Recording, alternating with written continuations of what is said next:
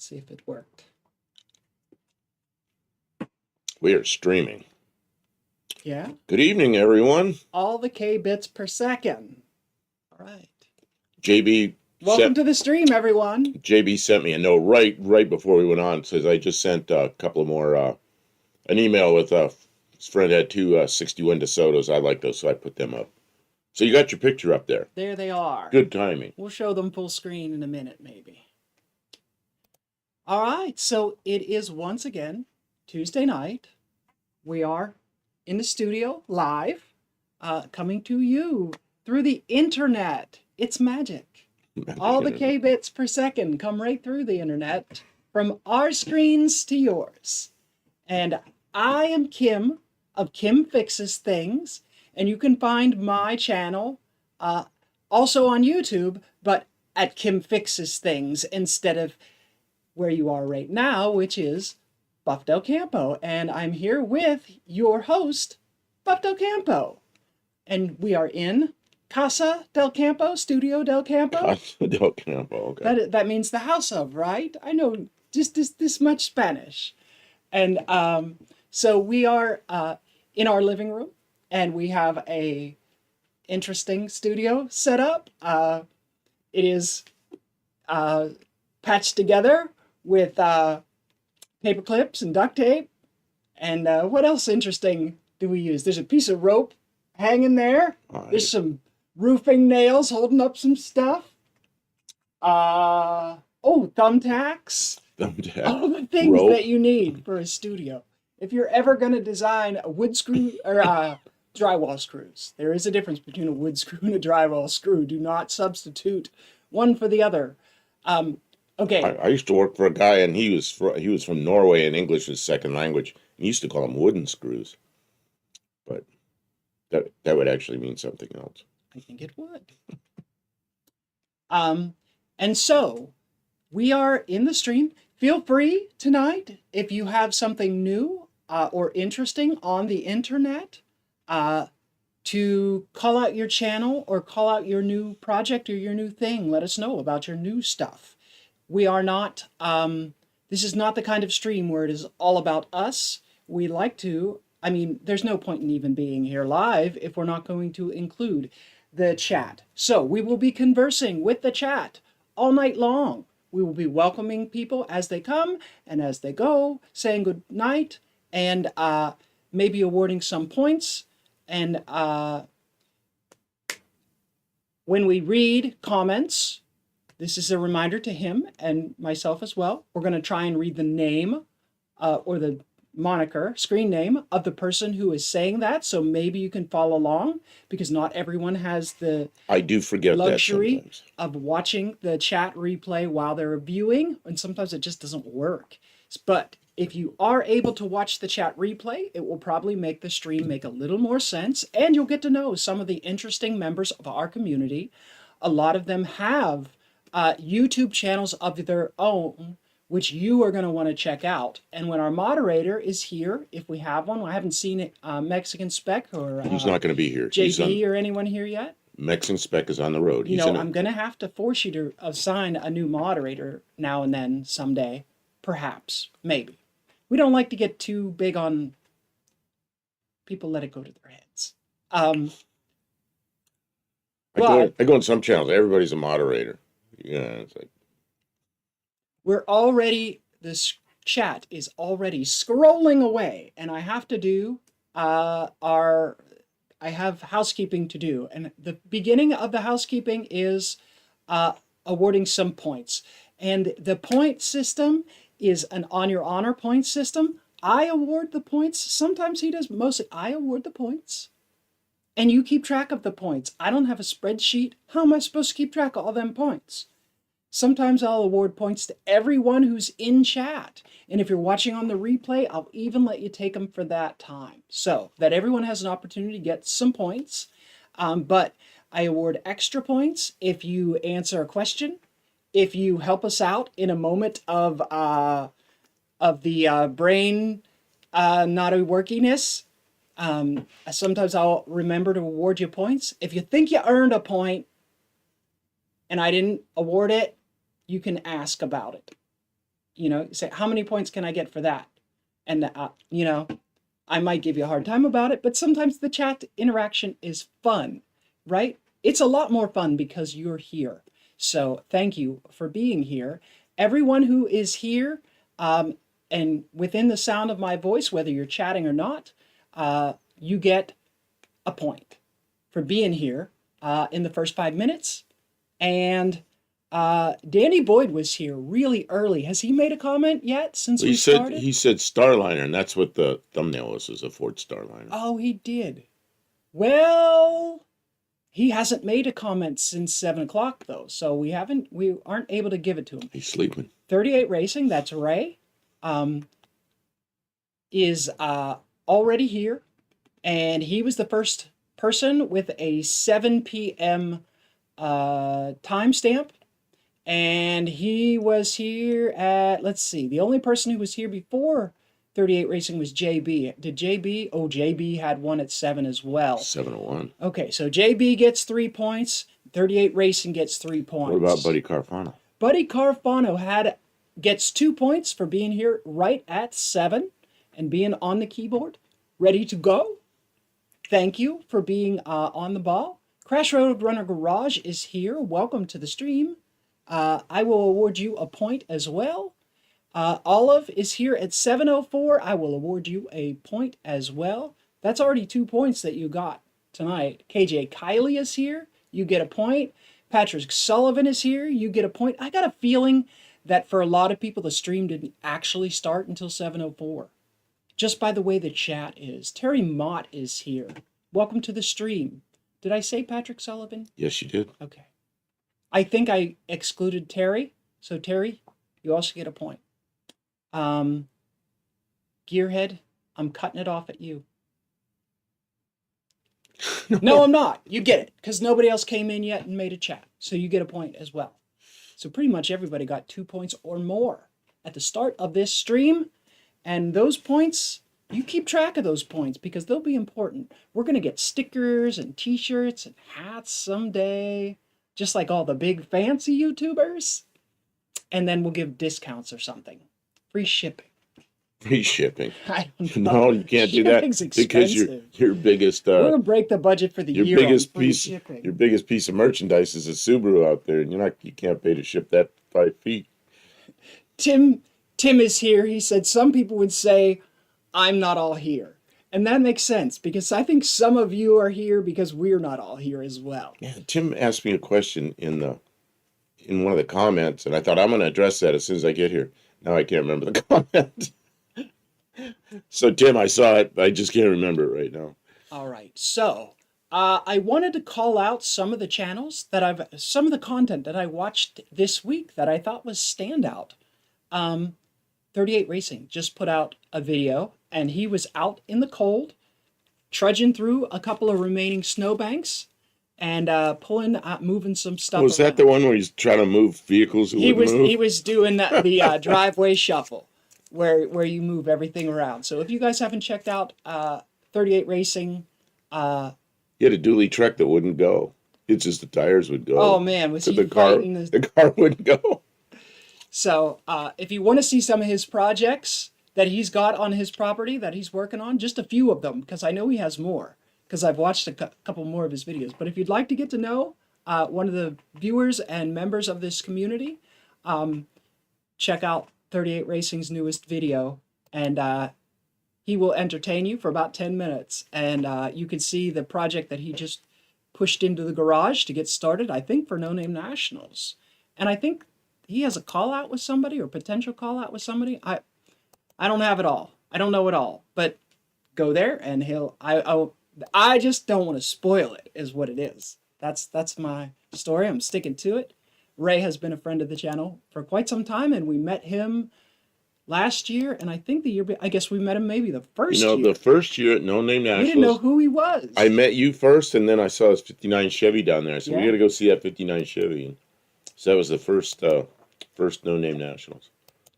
Good people. And I don't mean to exclude anybody. I saw his content, and I thought I would mention him. Wow, we're getting way behind in the chat. But that's okay. A lot of these are just hellos and welcomes. So I'm going to pass through some of those. And I already said hello and welcome to all these people. Did we already say hello to Dean Stevenson? I don't know. He's been in there. Yeah. See, A this lot. is where we were at. There hasn't been a whole lot, too. Yeah, CRS. Everybody knows what CRS is. Can't remember. See, with all these points, I feel richer already. Just being here does that. That's right. It's like Bitcoin. Does anybody remember when Bitcoin was like first was invented, right? And you could buy like with like 100 Bitcoin, you could buy like a hamburger. Like you're getting in early. You're early adopters of the Kim coins here, people. Yes, Is that it? someday Kim coin's gonna be worth more than the Haktua coin. KJ Kiley says, Kim, no snow here, just brown and gray dirt. That's up in the Pittsburgh area, Wow. right? They don't have snow today. That's good. I thought they had snow north of us. This year we've had a couple of days with some light snow, but that's it. Terry I Mott- probably shouldn't have said that. Because now we'll get dumped on. You know who else I was watching Who? this week? And I don't know if I've ever seen him in our channel, but I think he is a standout in our community. And I just want to mention, he was graciously gave me a bumper sticker when we were at No Name National that says I'd rather pull a Mopar or push a Mopar than drive a Ford. And that's just Mopar Joe.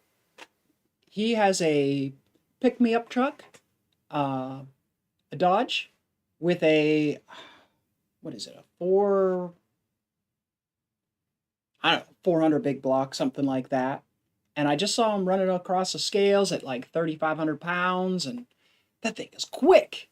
He's putting the smack down on regular cars, Camaros and stuff with it. Because he's entertaining to watch. So, I don't know. Maybe someday he'll stop in and say hello. Catch Chippy long before much longer. Oh, doing an Annie musical today and tomorrow. Going to work. Hippie Long, thanks for stopping in. We appreciate you Thanks visiting. for stopping in on the way to work. Good luck with your musical.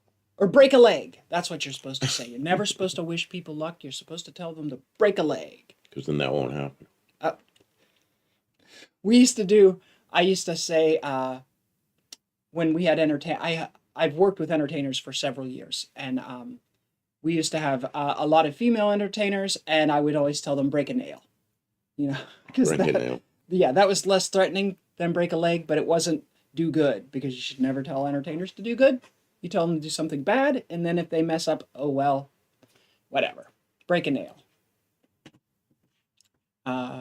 Smoke a tire. All right.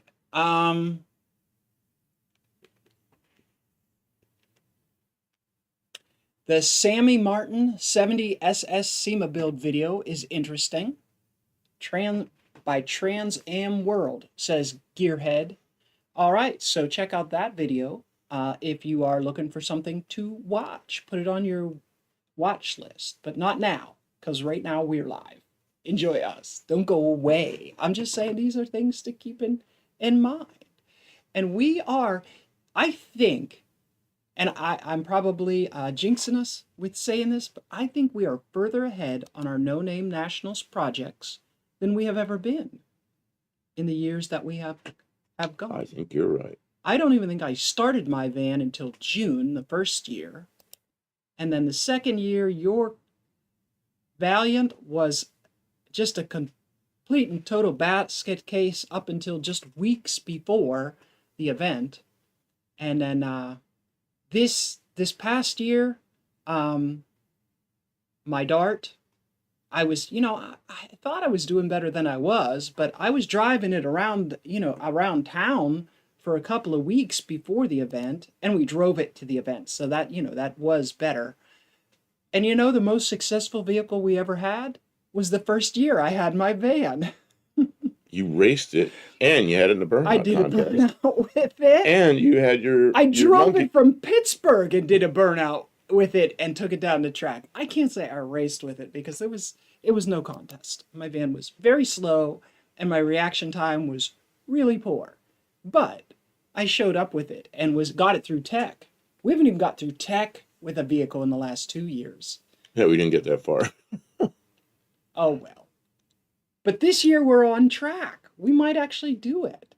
We might actually do it. Okay. So, did you get the Zephyr dash all put back together? No. No. Not yet. Like everything, it doesn't always go to plan.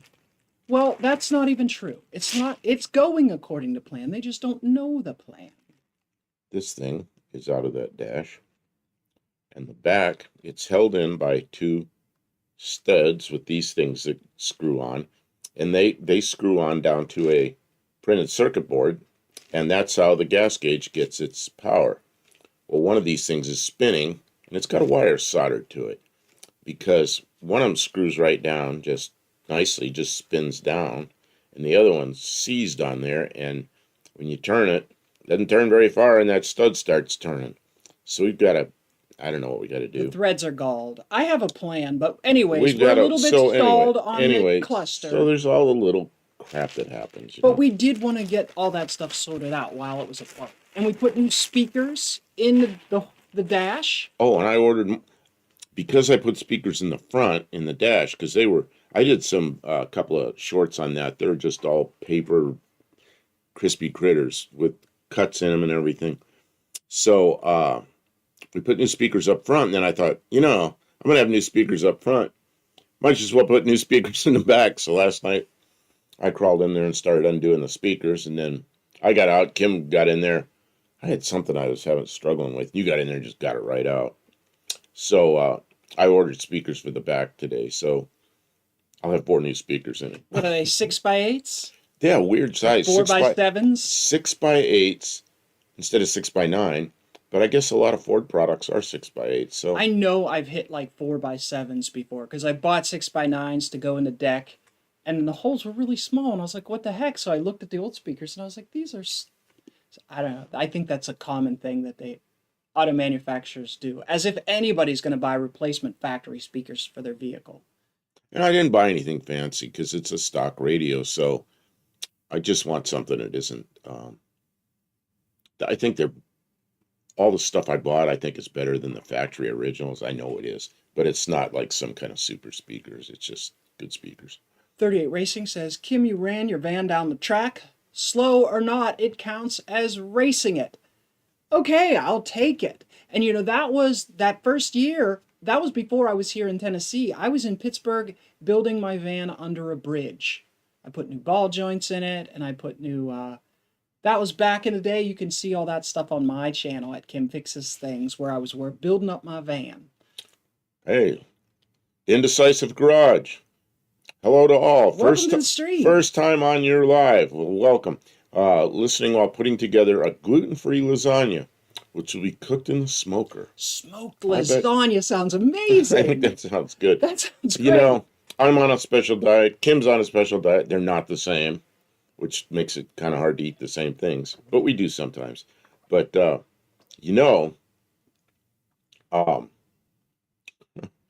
was laughing at something else that came up. The Mexican Spec is usually here, one of our moderators. He's out, he's delivering a car today, so he's on his way home with a bus, in a bus right now. But he's a gluten-free guy, and so he has that same thing going on.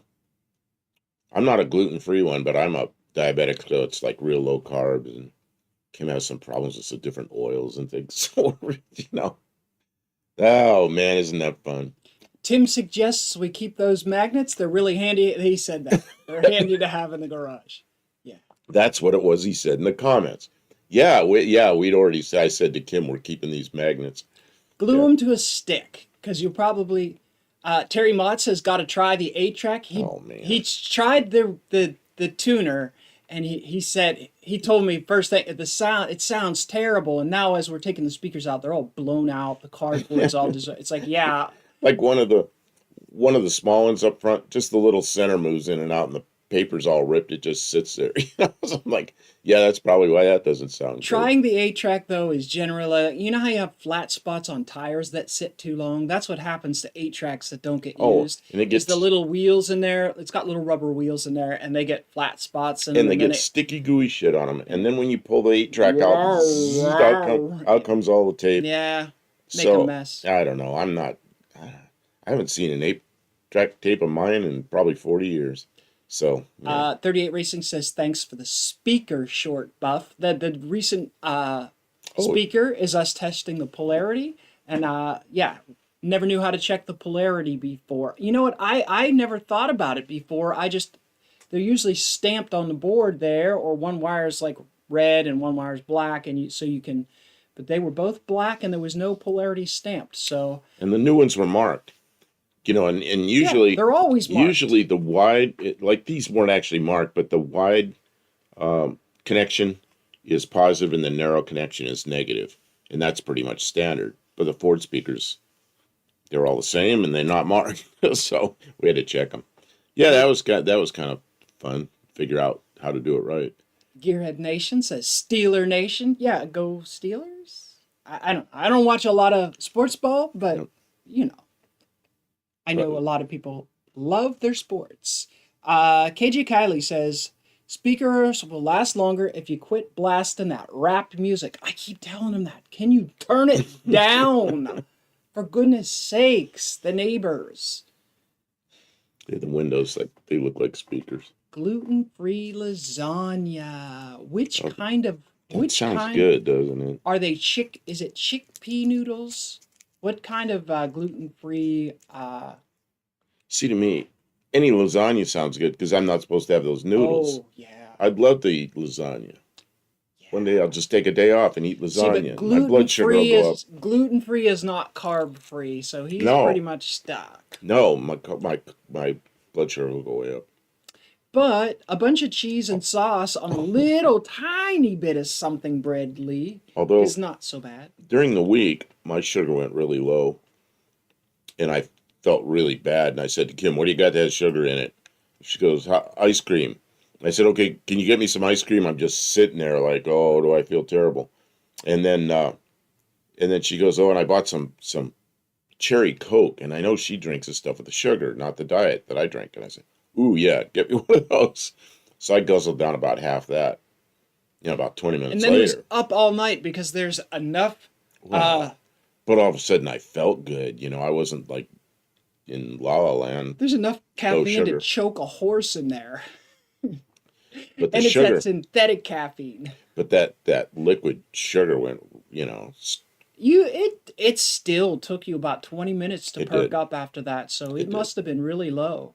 Oh, He's been watching his cars, but you're probably going to have to adjust your medication. I'm going to have, and my doctor said that I may have to adjust the medication because Ask your doctor if Stellantis is right for you. Stellantis sounds like a medication, doesn't it? It does. Lows are horribad. Lows? Oh, low sugars, yeah. Oh, yeah. Yeah. High sugar, it'll do damage over a long period of time. But low sugar, it'll kill you today. So. John Bossoms asks, Kim, do you like your lighting project from the other night, or are you going to change it? What did I do that was You were putting lights inside white buckets and moving around and all that. Oh, we're always moving those lights around. Those get moved every night. He wears this hat, right? And all of our lights are top lights, right? So I have a really dark his eyes are always sort of shaded, which is the point of the hat, right? But I can't get him to take it off. So I have to have a lot of side lights and low lights. And that's sort of the reasoning for the buckets. She takes these big white buckets, like 5-gallon buckets, and some of them might be bigger than that. And, the white buckets with a handle on it, plastic buckets. You put a really bright LED light in there and set the bucket down. That spreads the light very nicely, so it isn't diffuses the light. Diffuses, there's the word. That's right. It diffuses lighting is light. So important with your video because your camera's sensor struggles in low light. You'll start getting that grainy pixelated thing. So the more light you have, the more you can. If you overexpose, you can then actually turn the exposure down and bring the detail back in some cases. So yeah, you're better off to start with more light and then tune some of it out than to start dark, because you'll just get lots of pixels.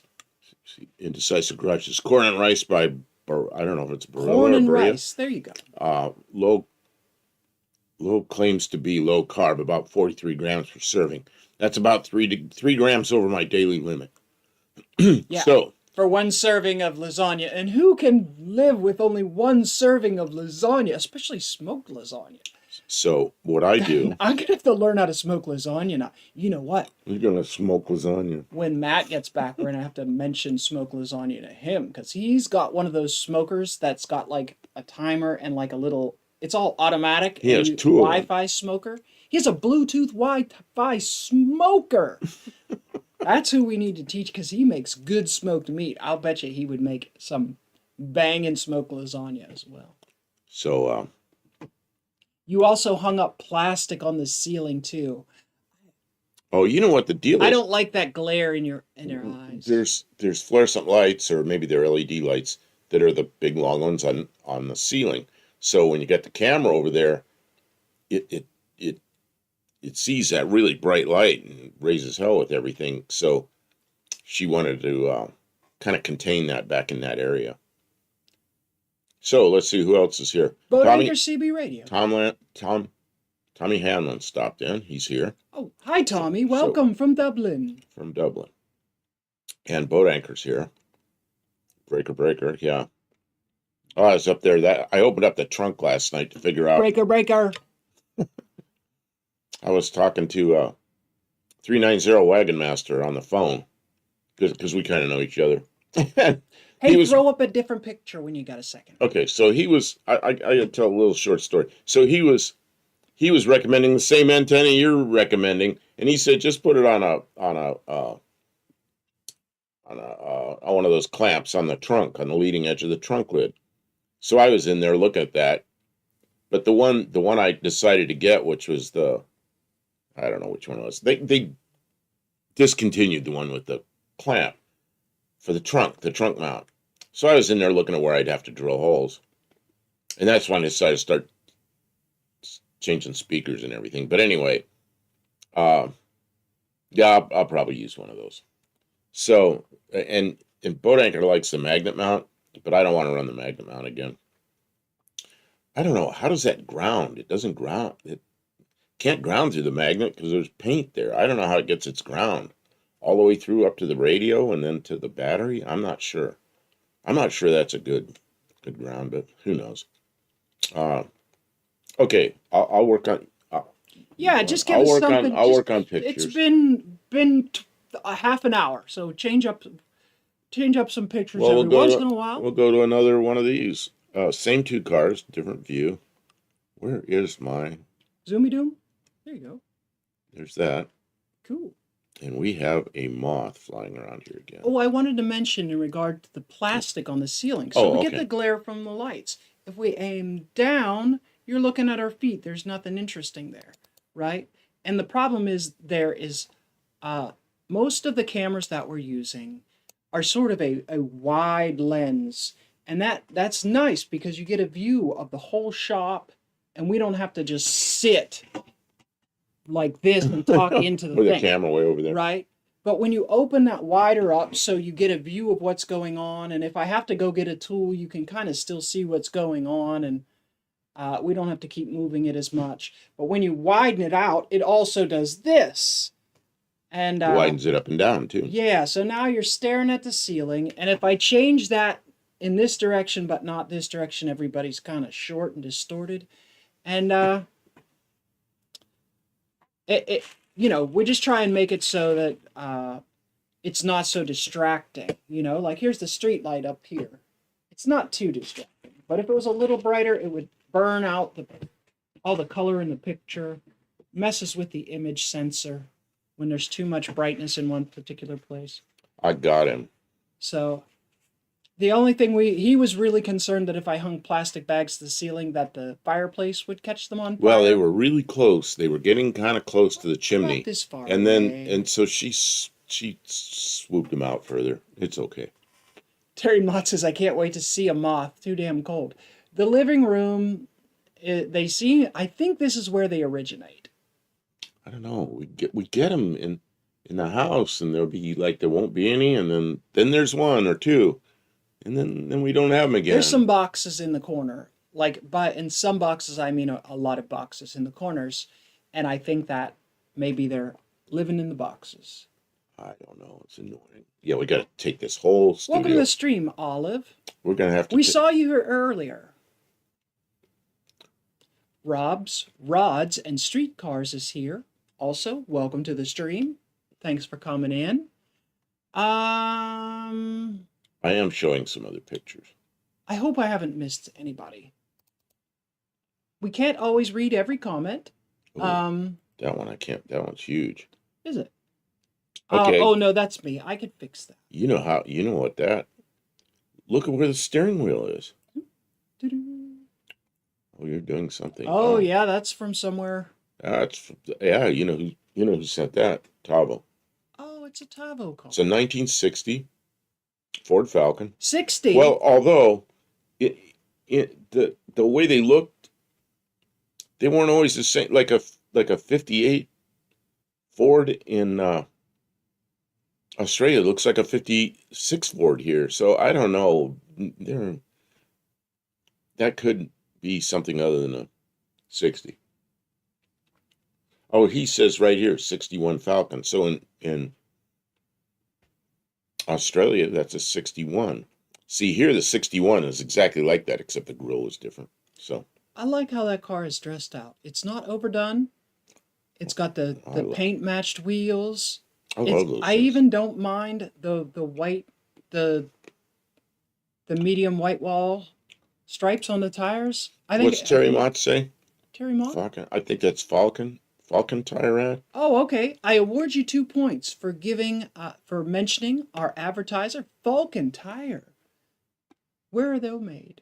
Anyways, They're made around places. Yeah. if you're looking for tires, Falcon Tires advertises on our channel. That's awfully nice of them. We appreciate their support.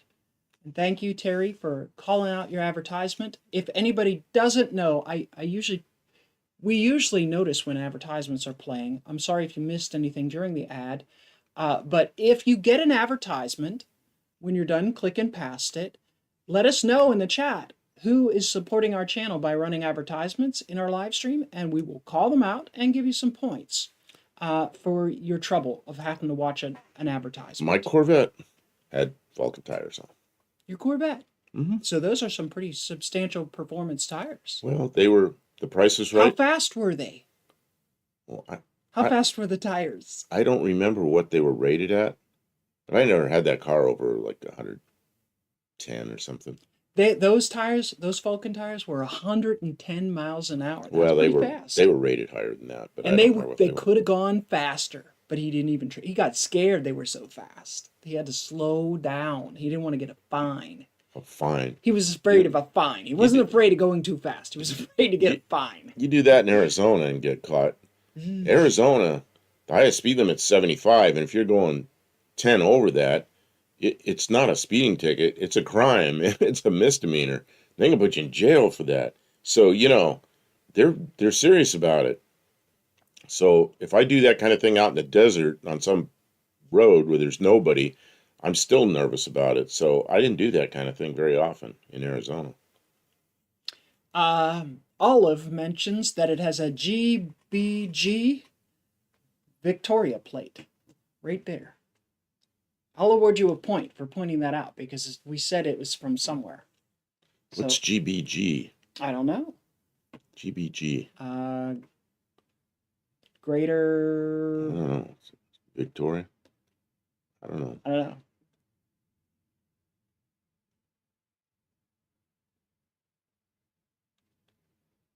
All stressed out lately, making some soup. Oh, I'm sorry, Olive, that you're feeling stressed out.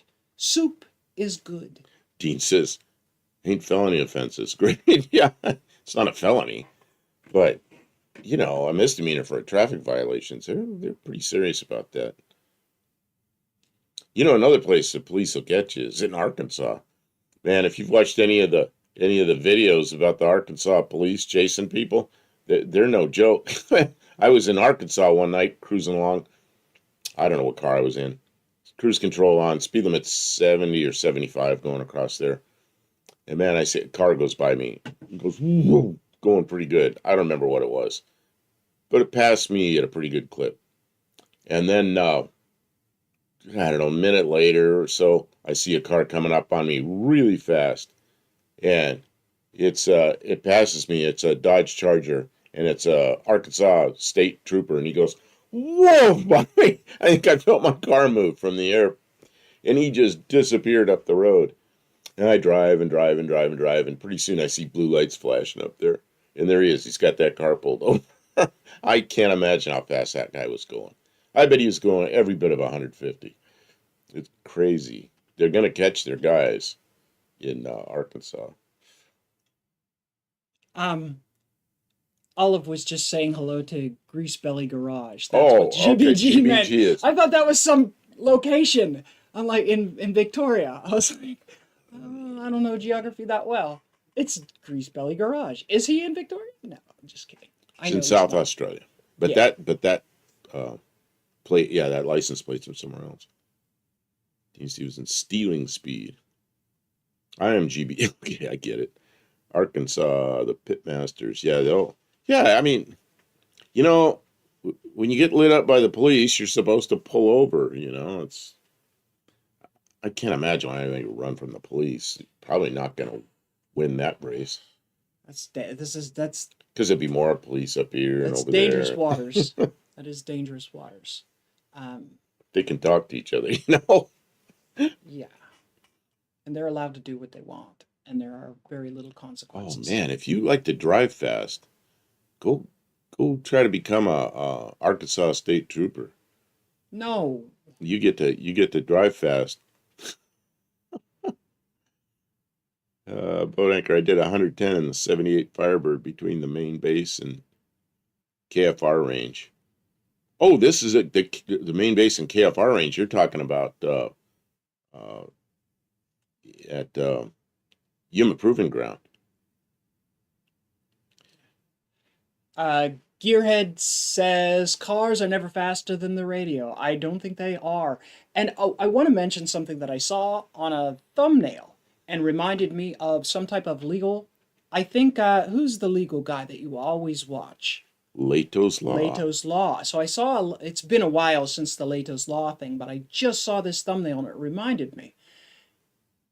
If you are going to drive or ride your motorcycle at excessive speeds or do dangerous things, do not video document it and dox yourself with it, because you can be arrested and tried and convicted based on that evidence. Right? So It's happened. in Mexico, it happened, maybe, allegedly, but do not tell people what your location while stuff is going by that verifies that, while you're looking at your speedometer that says 140 miles an hour. I can't zoom. Don't do that. I can't. Most of us, I think, are old enough to have some sense of sanity, but I see young people doing stuff like that. I can't zoom on that, but the buddy Carfano sent that. I think you can make it up closer or something. I don't know. Let me get rid of it. It's a 61 Chevy. Can't you make it full screen? No, I can't zoom. He doesn't send pictures. He sends links, and I can't zoom the links. Yeah, but if you make it full screen, then you can. Oh, I see. Can you zoom It gets a then? little bit big. No, it doesn't zoom. Oh. No, I can't zoom links. What did you just do? Click back. Yeah, you're okay. Let me. I can't click the back because I can't see it. You're messing with me. I'm messing with it. You're messing with my stuff. Generally, pictures are better than links when we're trying to show them to people. So if you can, if you're sending us an email with pictures, try and send pictures. This won't go back. I'm gonna try. I'm gonna Close it and open it again. Close it and open it again. Sorry. Okay. Yeah, Buddy Carfano always sends links, and they're a little bit more difficult to deal with.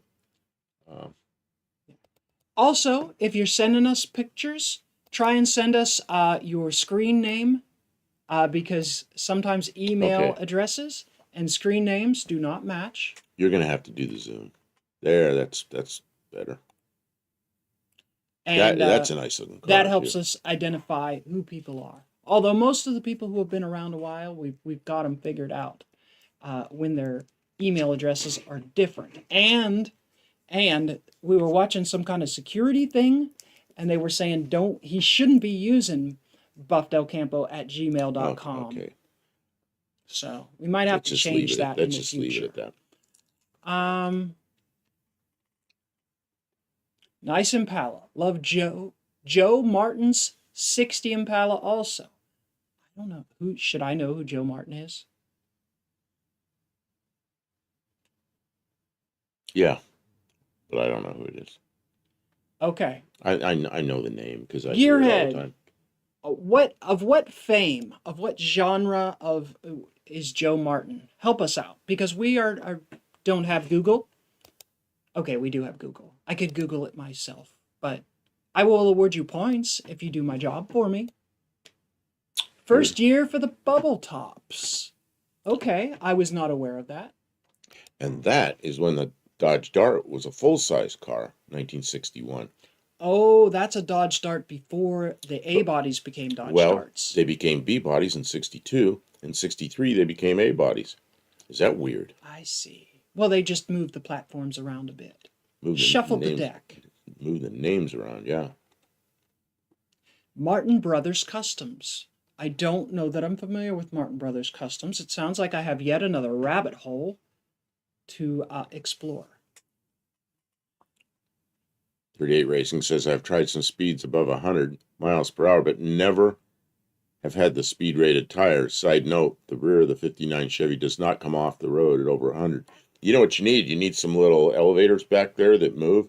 And if you move them down, you might be able to get it off the ground.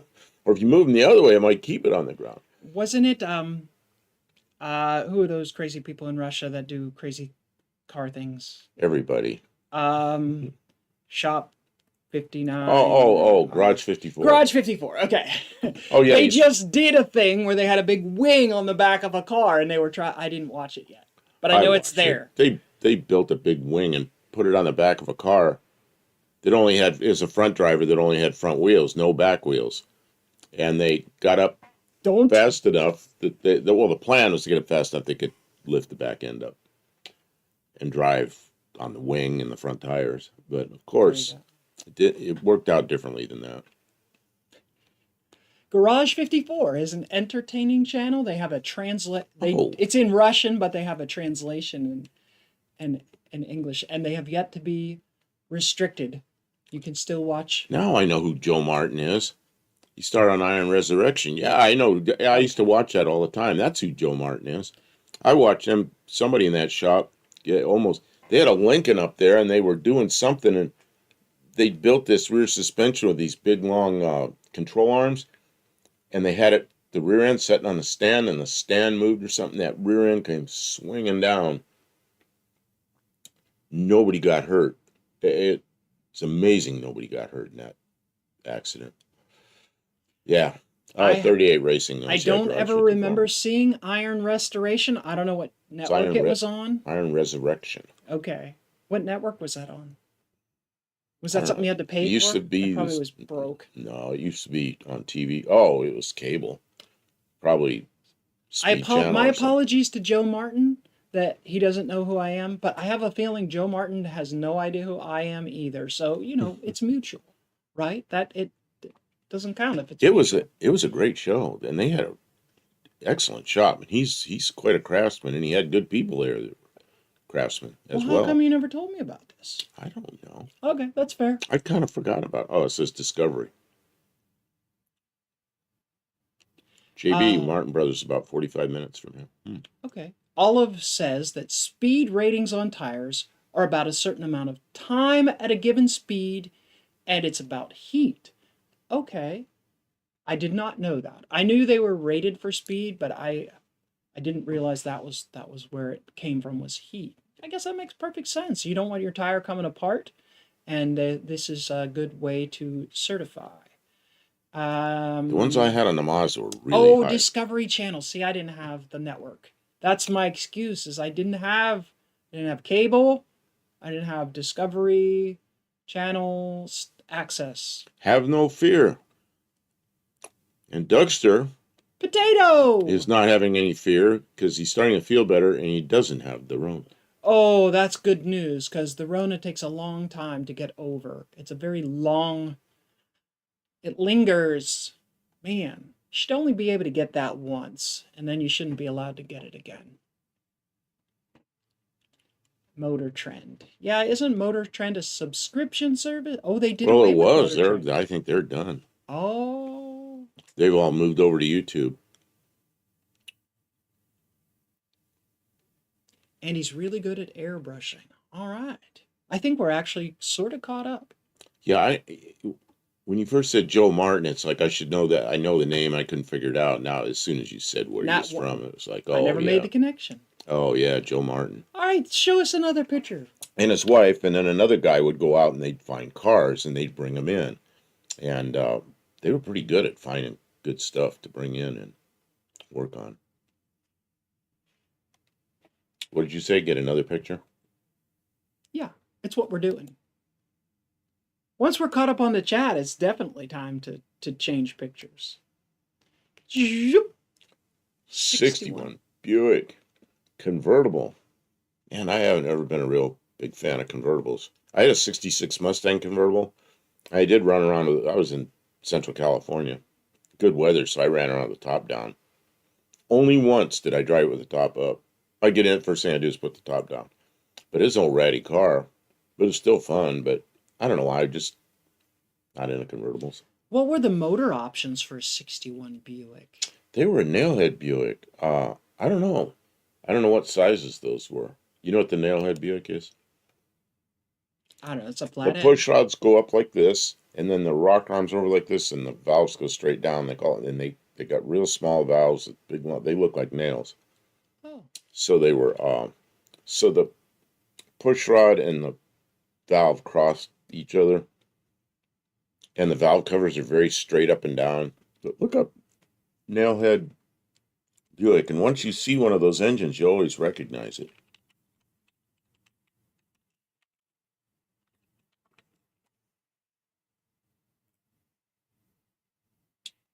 Yeah, see the second one there that shows the run right above my head. You can see how the valve and the push rod arrangement. Oh, I and can't see it very good. Oh, you can't? No, it's very small. Oh, and you have no glasses or you have contacts or something. Yeah. They are, but once you see them, you'll always recognize them because the valve covers look like they're straight up and down. Oh, they cross over. I see. Yeah. Interesting. The valve cover is straight up and down? 38 says the big nailhead was 401. 61 is the first year for the Buick aluminum. 215. Yeah, and that had that same kind of look, but it was a different engine. I really like that 215 Buick.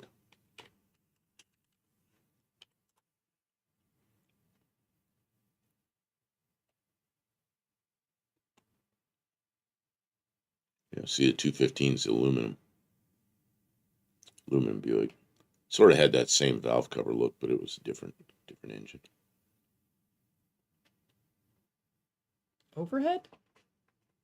Oh, what is that thing? No. Somebody did something to it. 215, that thing's crazy. Interesting. Okay, I'll go back to your thing. I just thought I'd enlarge the conversation. Dick Dastardly's still here, or back here. What am I saying? How you doing? Good evening. Welcome, Max Wedge. Had a 61 Impala. Oh, Patrick Sullivan had a 61 Impala 4-door, 283 cast iron power glide. Bought it from X's aunt. New timing set and lots of elbow grease. Was pretty.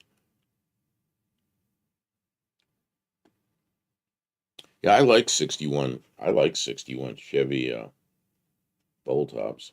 I think they're great looking cars. Also, I forgot to make the channel call out. We said hello to Boat Anchor, but check out, if you like CB radio stuff, check out Boat Anchor CB Radio Repair. And he repairs CB radios. I know it's hard to believe a channel with a name like that would do that, but he does. And he live streams, and he's a friend of the channel. And Yeah, once I get that dash back in, once we get he's the dash excited back to in, get his then we're get going to his get the CB CB radio hooked in up. there. He's Yeah. been talking about getting a CB radio in the house for a long time, It's and we're just- struggling with how to make that work. there's so many projects. It's just, Yeah. it's like Yeah. everything's a project. Everything. And the weather's been bad. That's probably something we'll get together when the weather is a little nicer. Or, I don't know, once your car is on the road again. That's But he's looking forward to having that CB radio. Well, maybe we'll do some videos about CB radio stuff when that time comes. I don't know that that's too much of a It's automotive adjacent, isn't it? what's that? CB radios? Yeah. Well, if you're driving cars 45 years ago, I don't know if every car had antennas on it, but most of them did. Everybody talked to everybody. And people don't do that anymore. Yeah, I don't talk to nobody. Truckers. If you're going down the road, it's really quiet on the CB until there's an incident and everything, traffic all stacks up. Then you hear all the truckers telling you what's going on up there. It's pretty nice. Okay, that's a 61 Oldsmobile. I always like the front end on that. Patrick Sullivan says the hardtop has a huge hole with the windows down. Yeah, it does. Very open. Oh, Very And- open. back then, nobody wanted a car with a post. Everybody wanted the hardtops. Oh, really? That was like the big thing. Well, to have. yeah, because it's open and nice when you roll the windows down. And there's a 61 Pontiac with that bubble top like the Chevy had. I like the front end on that car. It's pretty. Dougster says my friend has a split window Beetle. It's so cool. You want to look that up? And the way you look Yeah. that up is 1949. 1949. 49. 49 Was it that Volkswagen. old? 49. What was the Vol- last year for the split window? Volkswagen Beetle.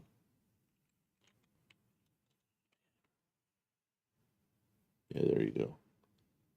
Yeah, you can see it right there.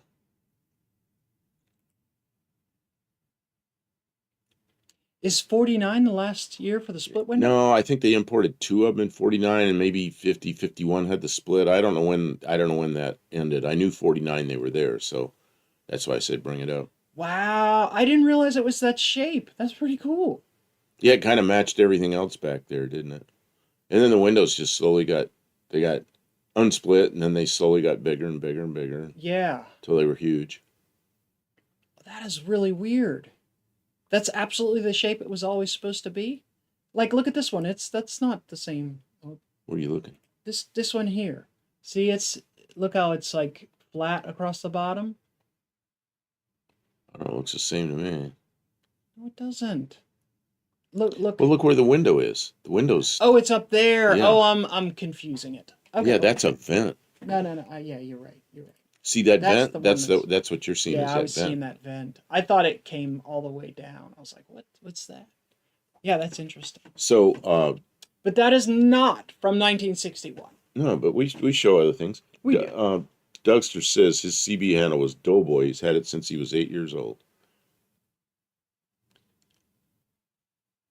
That is a strange CB radio handle for an 8-year-old, isn't it? Oh well. What is this? That's- Terry that's a Mott. good My one to dad had a have. 76 Ford Leisure van.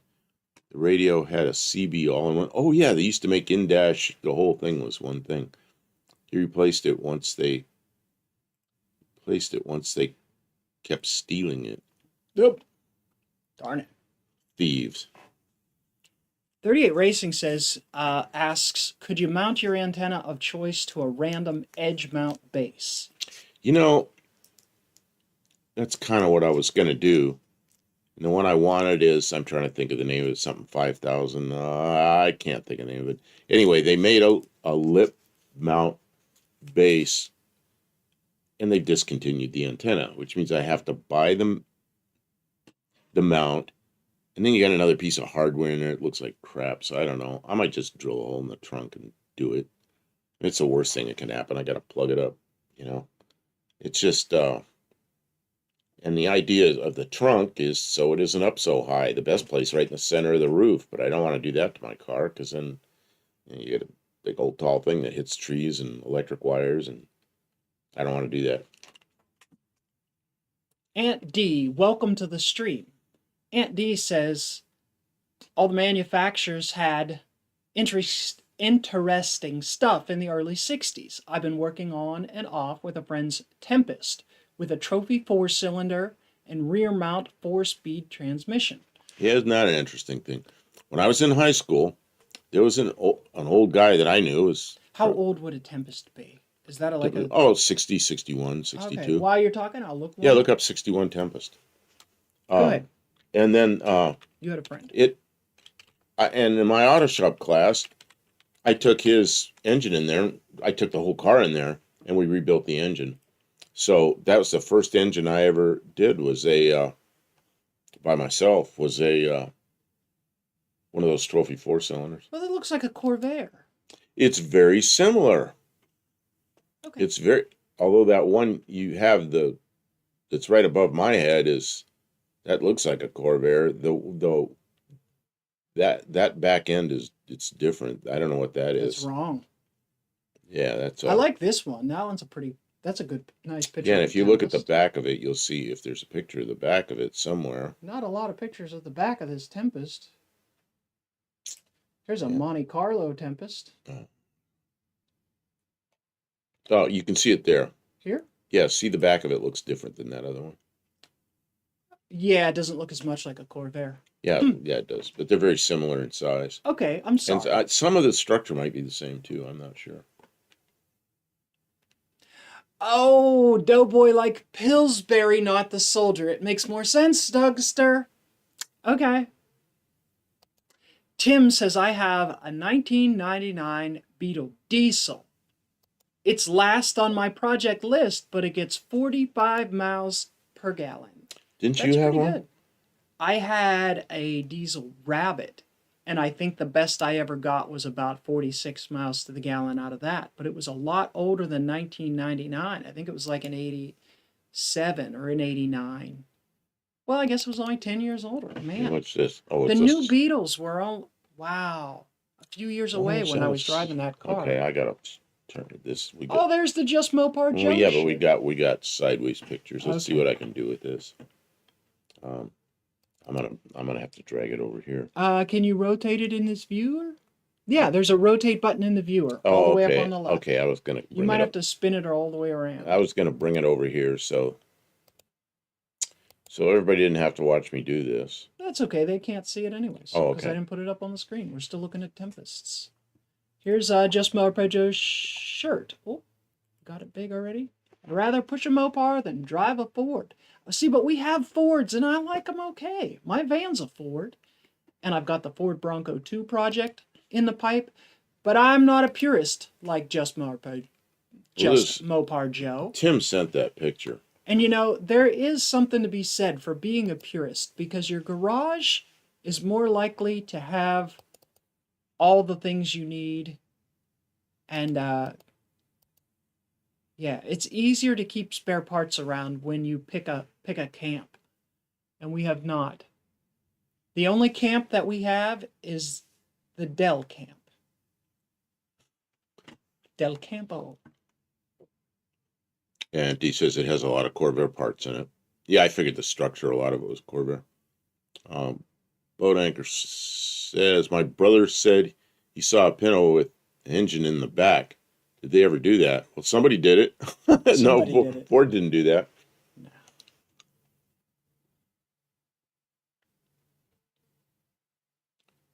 Tim, Joe signed it right over my pacemaker.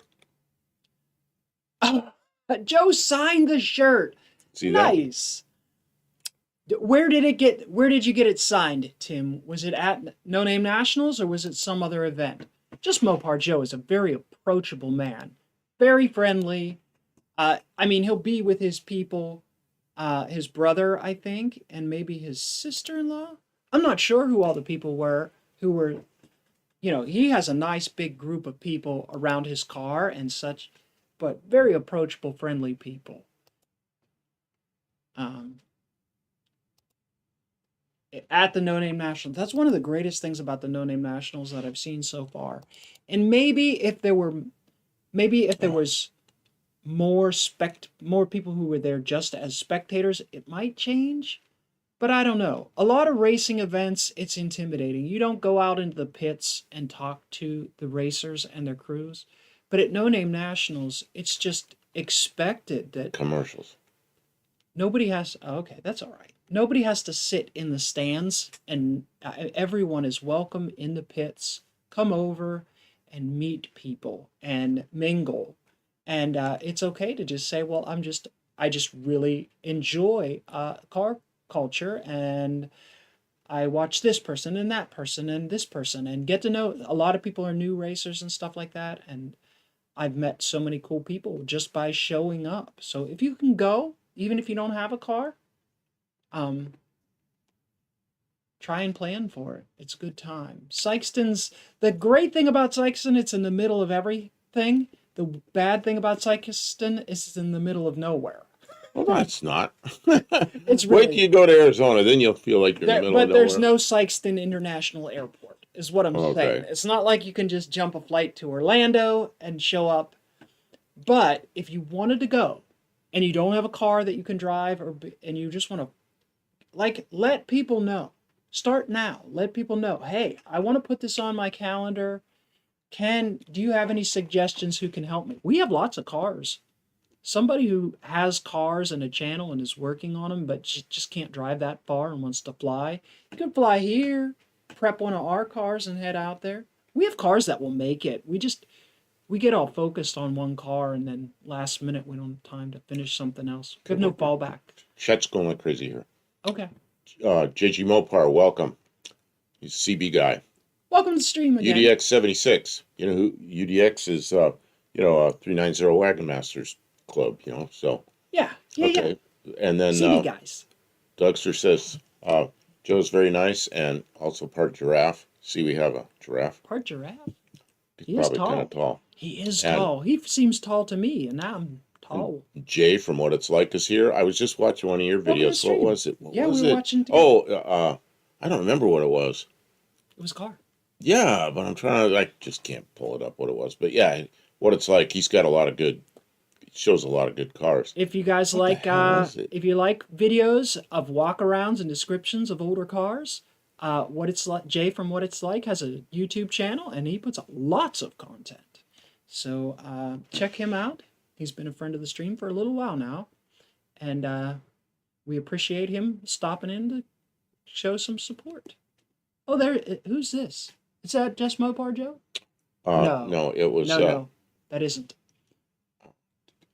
just a second. It was Dick Dastardly sent that in. Oh, they're coming back from the ads. Buddy Carafano got a Planet Fitness ad. I don't know. Are we fit around here? Yeah, it was Dick Dastardly sent I know that. a lot of people, I've seen a lot of van life people use Planet Fitness memberships as a place to hop a shower when they're out of town. And I don't know. They seem like a good company. Thank you to Planet Fitness for your support of our stream. 38 Racing says he's got a Domino's Pizza ad. All right. Domino's Pizza would be really good. Right now, I haven't had pizza in a really long time. I wonder if there's Domino's around here for delivery. I don't remember seeing Nobody one. delivers out this far. Yeah, we're too far away from town for anybody. It would be impractically expensive for them to send somebody way out here. I ordered a pizza one time and they brought it all the way out here, and I tipped the guy really well. Yeah. Thank you to Domino's Pizza for their support of our live stream. And then Sling TV. I assume that's Oh, that's a streaming service. Thank you to Sling TV for your support of our live stream. All of the people who called out the advertisers get 2 points. For Terry Mott doing has that one. just There's a lot now. of them here. Terry Mott has one. Dryer box ad in the wall behind the clothes dryer. Huh? I don't even know about that. That's interesting.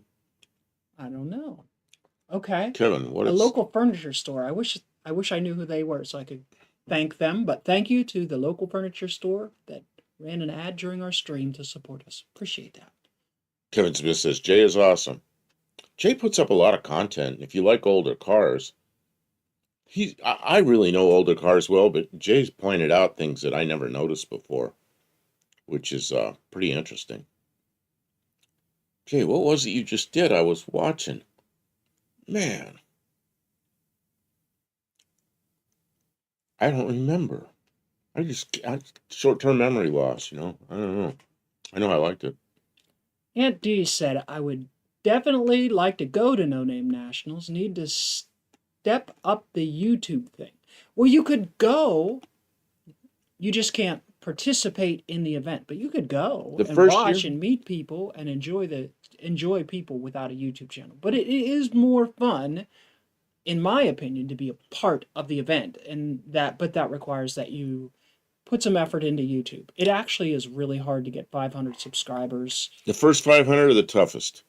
And if you keep doing content, it builds more quickly. I know that from experience.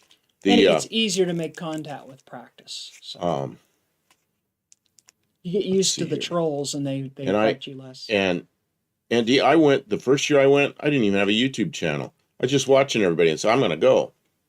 And I live here in Tennessee, but I was working for a defense contractor and I was kind of trying to retire. And I was out in Oregon and I said, hey, this is the date. I got to leave to go to this drag race. And I left and I drove to Tennessee in 2 days and then from Oregon. And then I drove to, the next day I drove to Sykeston and met Kim as soon as I got there.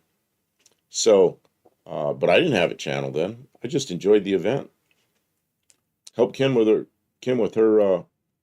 van a little bit. We had to drain the coolant out of it. Remember that? Drain the coolant and then we put little tires on it so it would lower the rear end ratio by changing the tire size. We had fun and then we had to tie the battery down.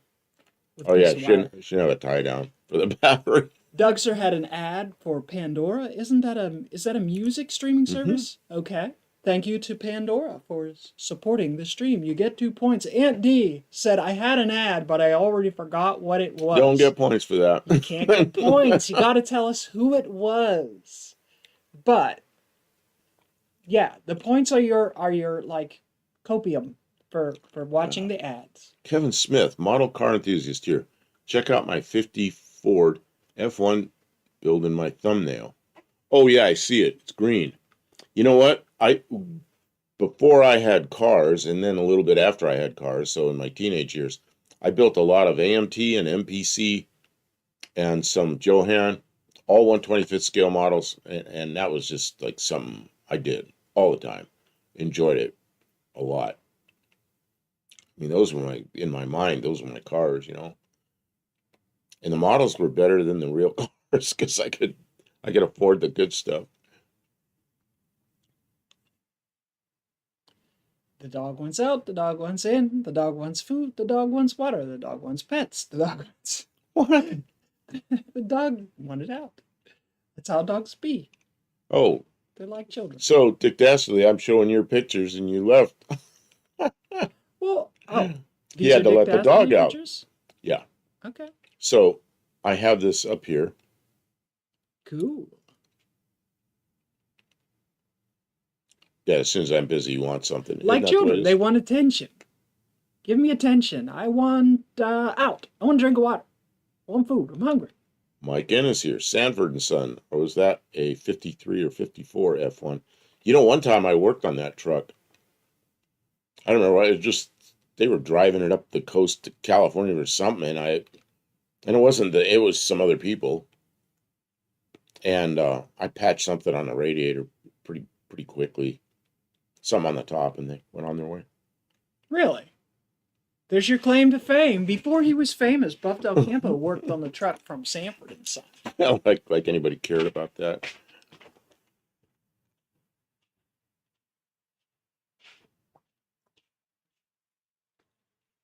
JG Mopar, I have a bunch of old model kits in storage that I have collected over the years. I have some new ones now I haven't built. I have a 67 Charger.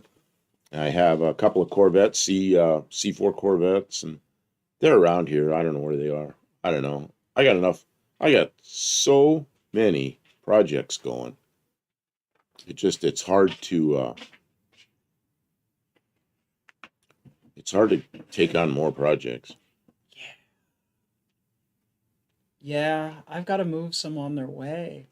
Right now, the market for selling things seems so soft. I don't know. Maybe I should try a little harder. Kevin Smith says I can own any car I want being a model car builder. And that's when I was like 12, 13, 14, 15 years old. I could own any car I wanted because they were models. That's right. Lots of die-cast cars. I never got into that.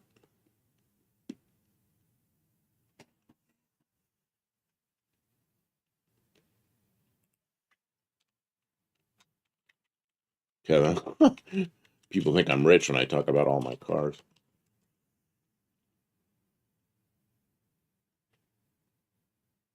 Yeah, me too. I have some friends who think I must be really rich because I've got so many cars. Yeah, there you go. Oh, it looked worse than that, too.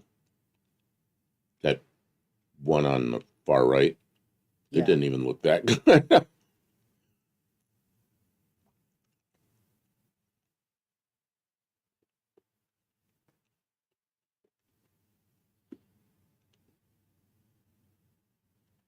Kevin Smith, JG, any Johann kits?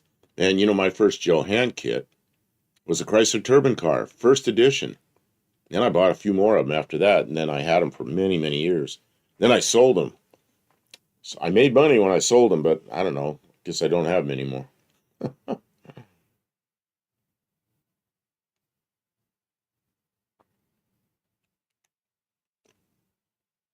You just stopped reading or what? I Uh, was having a hard time keeping up with everything you were saying. All of a sudden, I'm like, you stopped. sorry. Well, I don't know what happened. Um, You're doing great. I'm just letting you well, go I'm from. missing some of them. I'm sorry. I'm missing some of the chat. It's okay. You guys Ter- are welcome to repeat Fairmont, yourself if we missed something that you really wanted to discuss. So sometimes people are just obviously when people are engaged, we're going to assume that you're enjoying the stream and we keep going with it. So, but when people are engaged, it makes it harder to keep up. So, uh, yeah, keep sending your chats, but please forgive us if we miss stuff. It's not anything against anyone. If we don't like you and we don't like your chatting, we'll tell you about it. We're not shy about that. We like everybody. We're having a good time. Terry Mott says I have.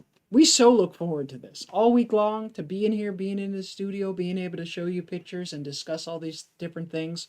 It doesn't matter what direction really we go. The 61 thing is nice, but hey, this story, I'd never heard this story about him working on the Sanford and Son truck. Well, it was like a 10-minute job one day. It And you came would in and never I think to say anything patched it. about it. I said, Right. Is this the real thing? Yeah, this is Right. it. Okay. Uh, Okay. Terry Mott, I have about 130 1/18 scale die cast.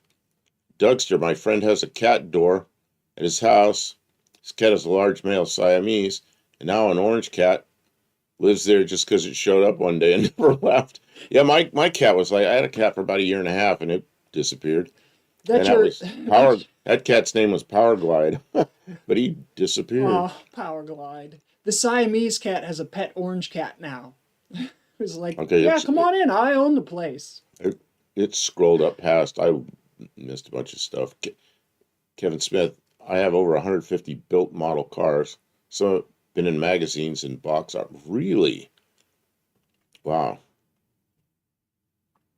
I'm missing them. They're just flying up Well, above the. just start in the Jo- middle and keep reading down. Johans are in high demand right now. I didn't know that. Man, I got so good with a lot of the dashboards really had good detail on them. And I'd take a brush that was dry, had paint on it, but it was almost dry, and I could just wisp it over, and I'd get all the numbers on the speedometer painted without any paint goobers. Excuse me. I got pretty good at that, but I haven't done that in years. Now I'm too shaky. I wouldn't be able to do it. It'd just be a big Club. Turbo models most valued probably. Are you kidding me? Yeah, because I paid like $2 for mine, and then I probably sold them for 30 or something. Now they're $300 to $400 each. Man, I'd love to have a Sanford Son truck, says JG Mopar. Our Johan kit's the best. I always stuck to Revell and Monogram. Revell and Monogram are my least favorite. The ones I liked the most were AMT, MPC, and Johan. And I didn't have many Johan models. What's do you guys get on Facebook Marketplace? There's some really stellar deals on there right now. To Kim's point, that the market seems kind of soft, but money is always tight when things are really cheap. And she likes to go on Marketplace. Yes. Oh man, I spend too much time on Marketplace. Yeah, see that turbine car right there? No, let me get it over. Lower right. That one right there. Oh, Yeah. I think that's a second edition model, though. But it's the same model, it's just different box. Wow. Let's see here. Dougster says Power Glide. Yeah, Power Glide was a pretty cool cat. Just showed up, so I fed him, or her. I thought she was pregnant, but she was just a big, bulky cat. And she got fatter, because I fed her well. And then one day, I went out there to feed her, and she was there. And I came back in to get the food. It was 7 in the morning. I went back out there, and she wasn't there. A lot of times, she'd jump off the porch and go do her business somewhere. So I just figured that's where she was. And if I called her in the morning, she'd come running. Because I fed her good food. I used to heat it in the microwave. I did a video about that one time. So anyway, she didn't come back. She never came back. And there's some other animals around here. So, ones that would probably find a cat tasty. So, I don't know, something happened to her. Dougster said, oh, wait a minute, how many miles from home? How many miles from home? The cat's name is Miles. Oh. Dougster, my pet rat's names are Hawkeye and Trapper John. Neil Lamont figured driving that truck. Yeah. Dick Dashley says, I had a 56 Ford stepside with a 400 Mopar engine, 427 gears. Hard on gas. Yeah, I bet it was. 400's a nice engine, though. They sold a Sanford Son Ford on Barrett Jackson a couple of weeks ago. I can't seem to find the... Can't find... Oh, here it is. Here it is. That's a Chevy. That's not even the right kind of truck, but somebody put Sanford No, set it's on. not. It's a 53. It's a completely different grill. And see, John Bossum seems like the people that have hundreds of thousands of subscribers are the ones that do stupid things.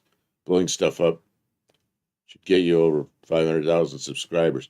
You don't know how much we've talked about that. Yeah. I have said that to Kim. I said, instead of building a car, I had to just drive about 30 miles an hour into a tree. And we'd probably get a lot of subscribers, just destroy something good. I see. I don't believe that, though. And I don't think that is the thing that most of our viewers want to do. So if we go chasing after these viewers, see, it's a lowest common denominator thing, right? Most people can relate to, more people can relate to doing something dumb and destroying something. But the people who are in our channel are smart and thrifty and hardworking, and that sort of is not the thing that, although... Well, think about it. Taking the dash out of a Fairmont or a Zephyr Z7 is a lot of work. It's slow. It's tedious. You got to stay engaged with the audience somehow, so it takes two of us to do it. But if you were just doing that and videoing it, people would go away. But if you took that same car and smashed it into a tree, you'd get a lot of views. So, making stuff better is tedious and it's hard. And unless you're a mechanic or somebody that kind of interested in this kind of stuff might not keep people's attention. People have no idea. People that don't work on cars or mechanical kind of stuff, they have no idea the amount of work it is, the tools you need, and all the little troubles you come up against, and nothing. Last night I was trying to work on stuff. I had the dash panel all apart in the house, and I was getting all mad at it because I started having trouble with something. And it's like I just thought I was going to take apart, clean it up, change the bulbs, paint some fluorescent stuff on the needles, and put it back together. I'm thinking 5-minute job. Well, about 3 hours into it, it's 3:30 in the morning, and Kim came in there to help me because I needed another set of hands to hold something, and I was getting mad at it because it was taking too long. But that's just, every project's like that. Every project's like that. Something happens, and you gotta piss around with something stupid. And that's tough content. That's, I don't know. Maybe I can make it into good comments somehow.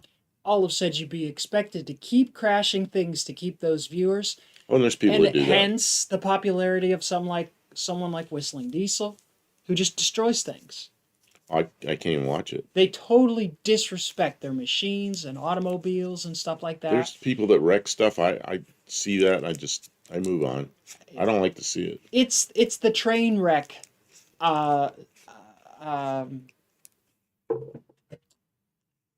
It's like a train wreck. Everybody rubbernecks got to watch it as they go by. You almost can't look away, and I don't know. Mike can.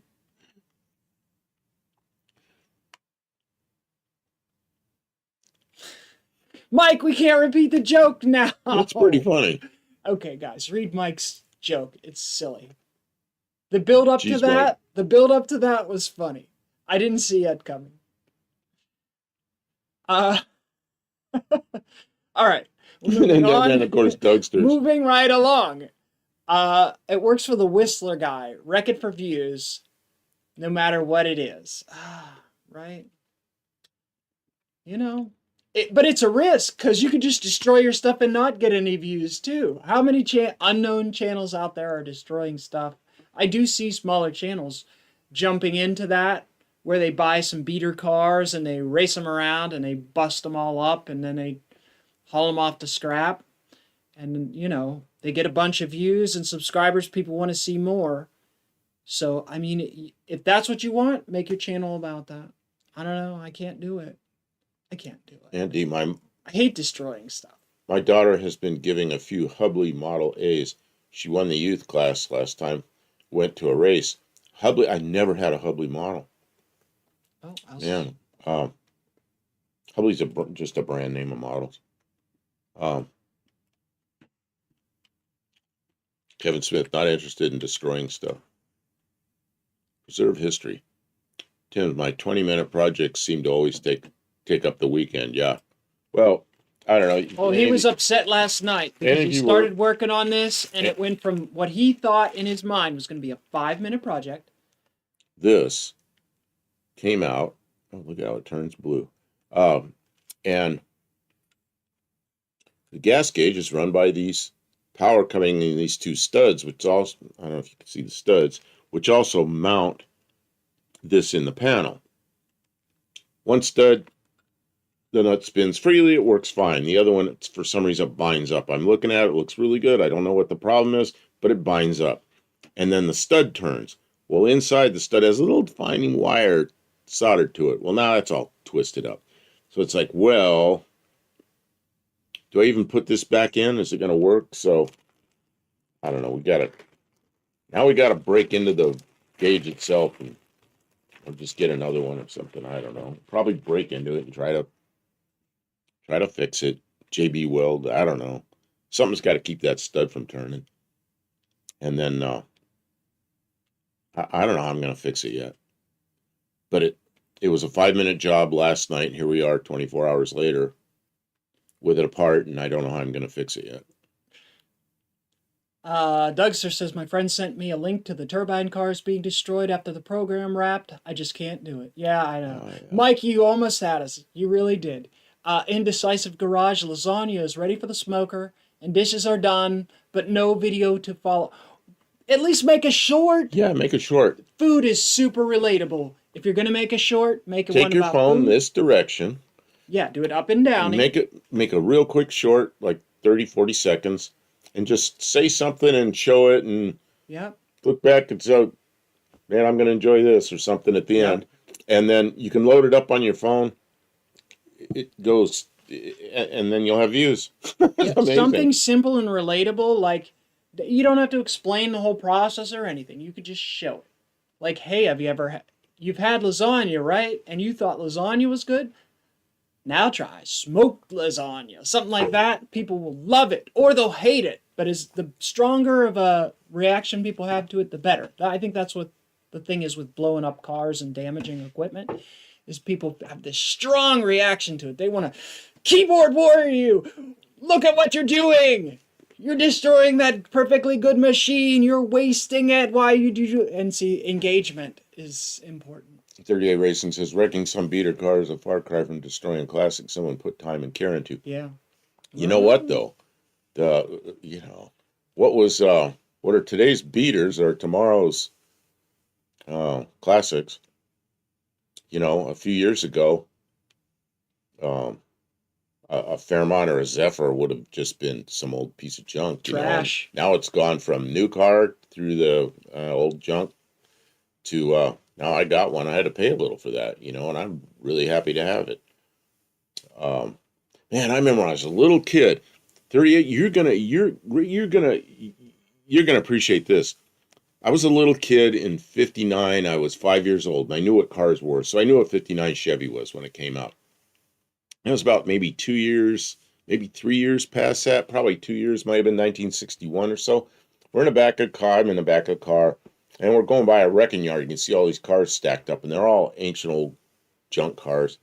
And man, in that pile is a '59 Chevy with the top smashed in. I'm like, Mom, look, that's a '59 Chevy. Look at that. It's already in the junkyard. It's a '59. It's already in the junkyard. And she goes, oh, you'll see all kinds of new cars in the junkyard because people wreck them. But I remember seeing that '59 Chevy in the junkyard, and I was just stunned that something that new was in the junkyard. Oh, man, destructive testing is important, but most of the clickbait stuff is a waste. Well, destructive testing, it depends on what you're doing. I mean, if you got a piece of steel and you take one piece of the steel and you stretch it till it breaks, you know what its ultimate strength is. Okay. But let's see here. Scotty, king of clickbait. He sure is. This is my last video. My family's, he just goes on and on with this stuff, and he gets me on it. I go, and I'm looking at it like, what could this mean? Going there to see what it is.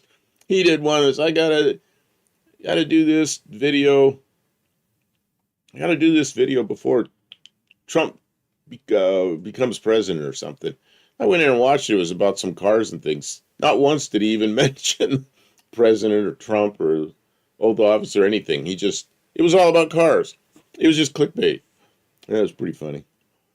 I think, how do you even think of that, Indecisive Garage. Cool, I'll give it a try. John Wilburn, if you go on his channel, he did a video on how to load up shorts on your phone, how to do the whole thing on the phone. Video it, load it up, and was that with Lars? It could have been with Lars. Lars is very. And that was maybe that was close to a year ago, but you could probably find it. It was in the summertime. It's in the summertime? Okay. So you could probably find that and just go step by step, and it was pretty easy. As soon as he started doing that, I started doing it. Yeah, it was right after I started his challenge, which was in, June or July? No, it was in May. So sometime right after May. Max Wedge suggests that you touch a 9-volt battery on your gauge to see if it still works. Oh yeah, I don't have any clip leads here in the house. I think so I gotta get some. I don't know if it's on 9-volt or 5-volt. There's a voltage a little mini voltage regulator in the dash, so I think it drops the voltage from 12 for some of the gauges. So probably you don't want to run too much voltage through it. And I I could probably scavenge a 9-volt battery out of the thing. You don't want to do it during the stream. We'll probably do it on a shop night. When we're in the studio, we do studio stuff. We're missing stuff. Yeah, I know. I missed. Olive said something, and I was going to say something, but I Well, we're going lost to have it. to move on. Said she's a fixie kind of person, doesn't like. Doesn't like the braking things. Yeah, It and I don't used to remember. kill me when I was younger, and I had like this really beat up vehicle, and then I'd see people like really destroying, like my friends. They always had nicer cars than me. Their parents helped them get cars, and I always had some old terrible beater, and they would be whooping on their car, just destroying it, and their parents would just buy them another car because they destroyed it, and I was so jealous. So when I saw people like doing crash up derbies and stuff like that, but now I recognize like that's like a challenge. Ads. We're just gonna like whip together something that's a beater and smash them up and see who can go the longest. You're not. I don't know. You got ads in. I know. Okay. Some people are at ads right now. Let's bring up this other picture that you've got on your screen. Who sent us this picture? This is gorgeous. Look what side the steering wheel's on. Oh, That's it's a another Tavo picture, maybe. 61 Falcon from Tavo. Yeah. You pushing me? I'm looking for the License plate. I didn't know what you're doing. You just pushing me historic off vehicle. plates? It's got the historic plates. Is I this don't- 61 Falcon Deluxe Yes. wagon? Boy, is it beautiful. The crank is on the outside. Oh, that cranked the window down and then you reach in, Yeah. open it. Yeah, that's how they were. Yeah, you noticed that, and to me it just looks normal. Normally, the crank would be either like locked or on the inside, so people couldn't just wind their window down and get in. Yeah, except it's a deck. There's no seat back there. Interesting. So, yeah, station wagons just a year or two before this had a tailgate that lifted up and a tailgate that went down. But then they went to the crank down and then one, half a tailgate. And that was really cool then. No plastic on the vehicle, I would think. None at all. Steve Latham did a really interesting video on Chrysler Turbine Car. He's sort of an expert. Where did that go? He's sort of an expert on them. Yeah, Kay Nelson. Kay Nelson, welcome to the chat. Yeah, he wrote a book on it. Steve Lato wrote a book about that car and the whole project. Gearhead says I used to do Hot Wheels collecting videos on my phone. There you go. Adobe, You can do it Adobe all. ad, Harbor Freight ad, Uber Eats ad. Oh, and what is that? Hitchtus. I don't know what that is. Leno got 90 old timers to rebuild his turbine engine. He did. It was a lot of 90. It was a lot of the original people from Chrysler that had built those engines. Everyone wanted to be involved because Leno They is... were all a bunch of old guys. Well, Cool. I don't think they charged them anything. I think they just did it. I mean, they're so rare that you would not want to see that like disappear from existence. So that makes sense that you would want to be involved in a project like that. You had been so Because a interested jet in. engine mechanic, I didn't know what was going on. Yeah, like if your Pride and Joy project needed the documentation rewritten, you would want to be involved in that. It would be hard to say no, even if they were jerks. Anyways, I'm in the middle of rewriting no, documentation. I didn't mean and for I you to don't, say it. I'm tired of it. No, and they're not jerks. It's starting to cut into my YouTube Yes. time. Let's see. Harbor Freight. The advertisements you already said, but everybody who's called out their advertisement gets 2 points for doing that. It happens every half hour or so. I apologize for the ads, but thank you for being patient with it. So Adobe software, that might be useful to you if you have video editing or photo editing or creative tools from Adobe are supporting us. So thank you to Adobe for giving us your money. Harbor Freight, we use Harbor Freight a lot, and We we're did. still waiting for Clarksville to get a new Harbor Freight. They moved, but they never showed up at the new location. And So then I I don't know what heard happened. that they were moving to another new location, and we'll have to check. Maybe they opened in a new location. I checked a couple of weeks ago. They weren't there, but I don't know. Maybe they're there We now. do have a lot of wrenches. They're good for like box wrenches and stuff like that. They're good for the toolbox that rides around in the back of your truck.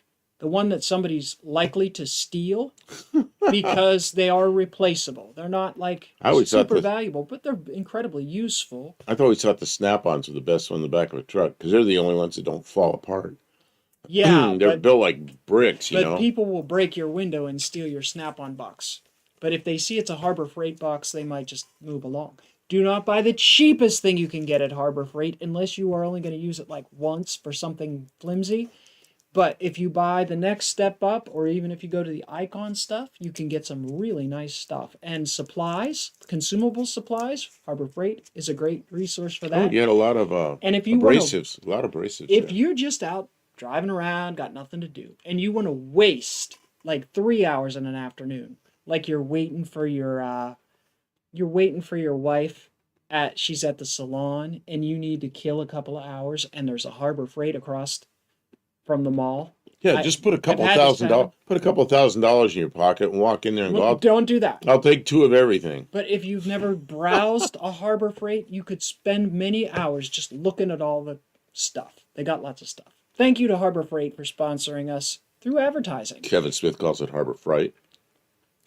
Uber Eats. The only thing that's frightening is when I go in there, I go in to get one thing and I walk out with hundreds of dollars, full shopping cart, because I can't help myself. Uber Eats has blown up the world. If you live in a city, Uber Eats is fantastic because your lazy butt can just sit on and have food brought to you. I think we're too far away here to get Uber Eats, but they employ a lot of people, and they it used to be you could only get pizza delivered and sometimes sandwiches. Now you can pretty much have anything delivered by Uber Eats. And there's some other services, but has anybody ever had stuff delivered by Uber Eats? Thank you to Uber Eats and Hegatus. I don't know who that is. Anyways, thank you to them for sponsoring the stream. Okay, and we're moving on. You guys got your points. We don't talk mean about Harbor Freight. Oh, Blue Grid's here. They are what they are.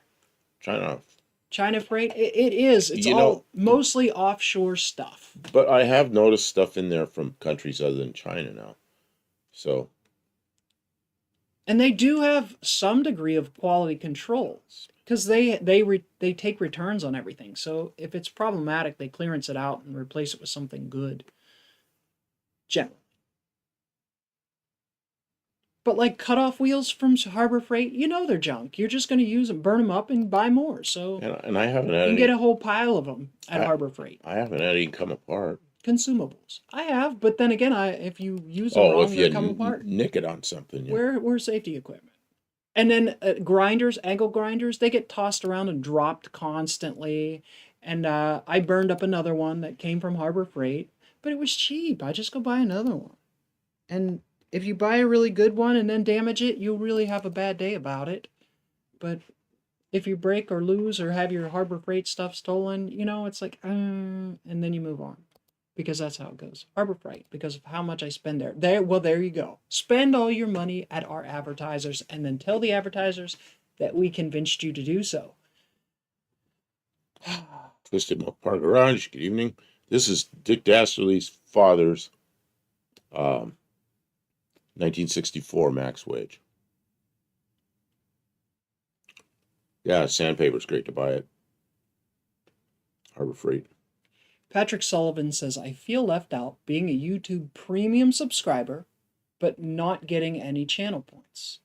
Yeah, but you don't have to stop and watch ads, and when we see advertisements are coming on, we do our best stuff. We tell our best jokes, we show our coolest pictures, and then we don't show the people who are not advertisers. So you're getting everything. You get to see behind the scenes, right?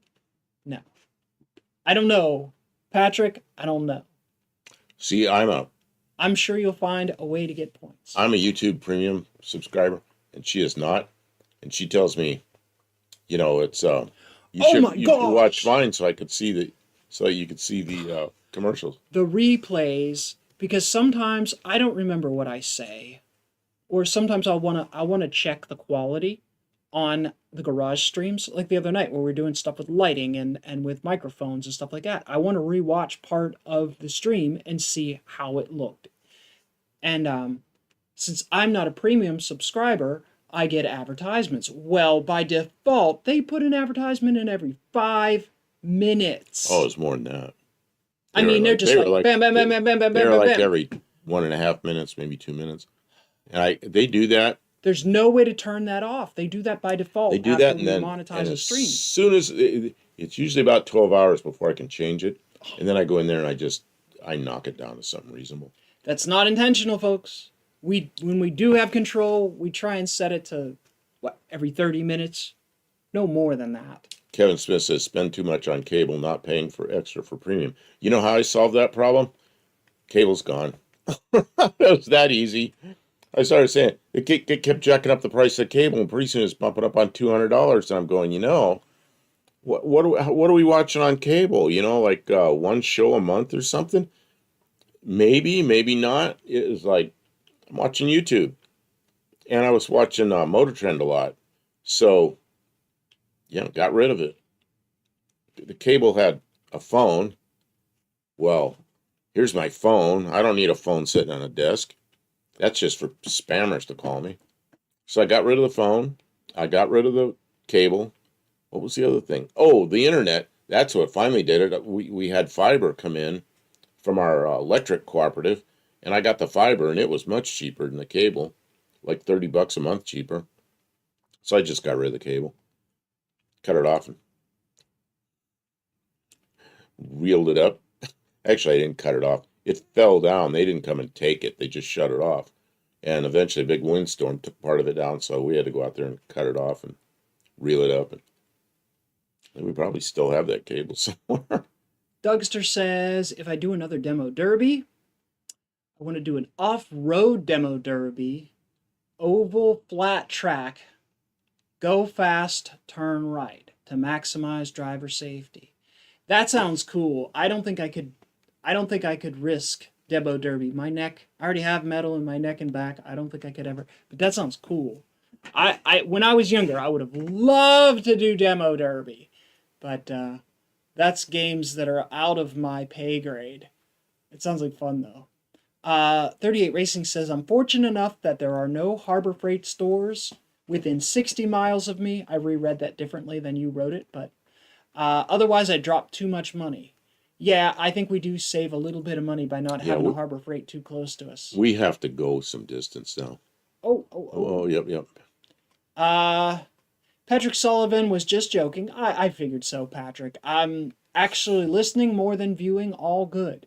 Well, we like to try and make it visually stimulating entertainment, but I guess I'm glad the conversation, we're keeping you company while you're doing your chores, I guess. Patrick says, go up just a little bit.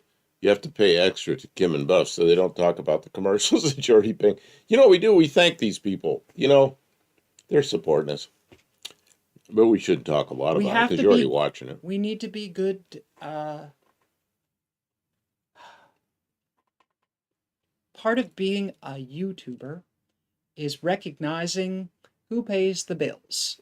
And advertisers keep the lights on for YouTube, and subscribers also do that. I don't know how to balance all that. We're trying. Twisted Mopar Garage says, O'Reilly's and Napa are my go-to. I like the O'Reilly's here in town. A lot of times they can get stuff for my 66 Dart within a day. What she likes is they have at least one really knowledgeable person in there.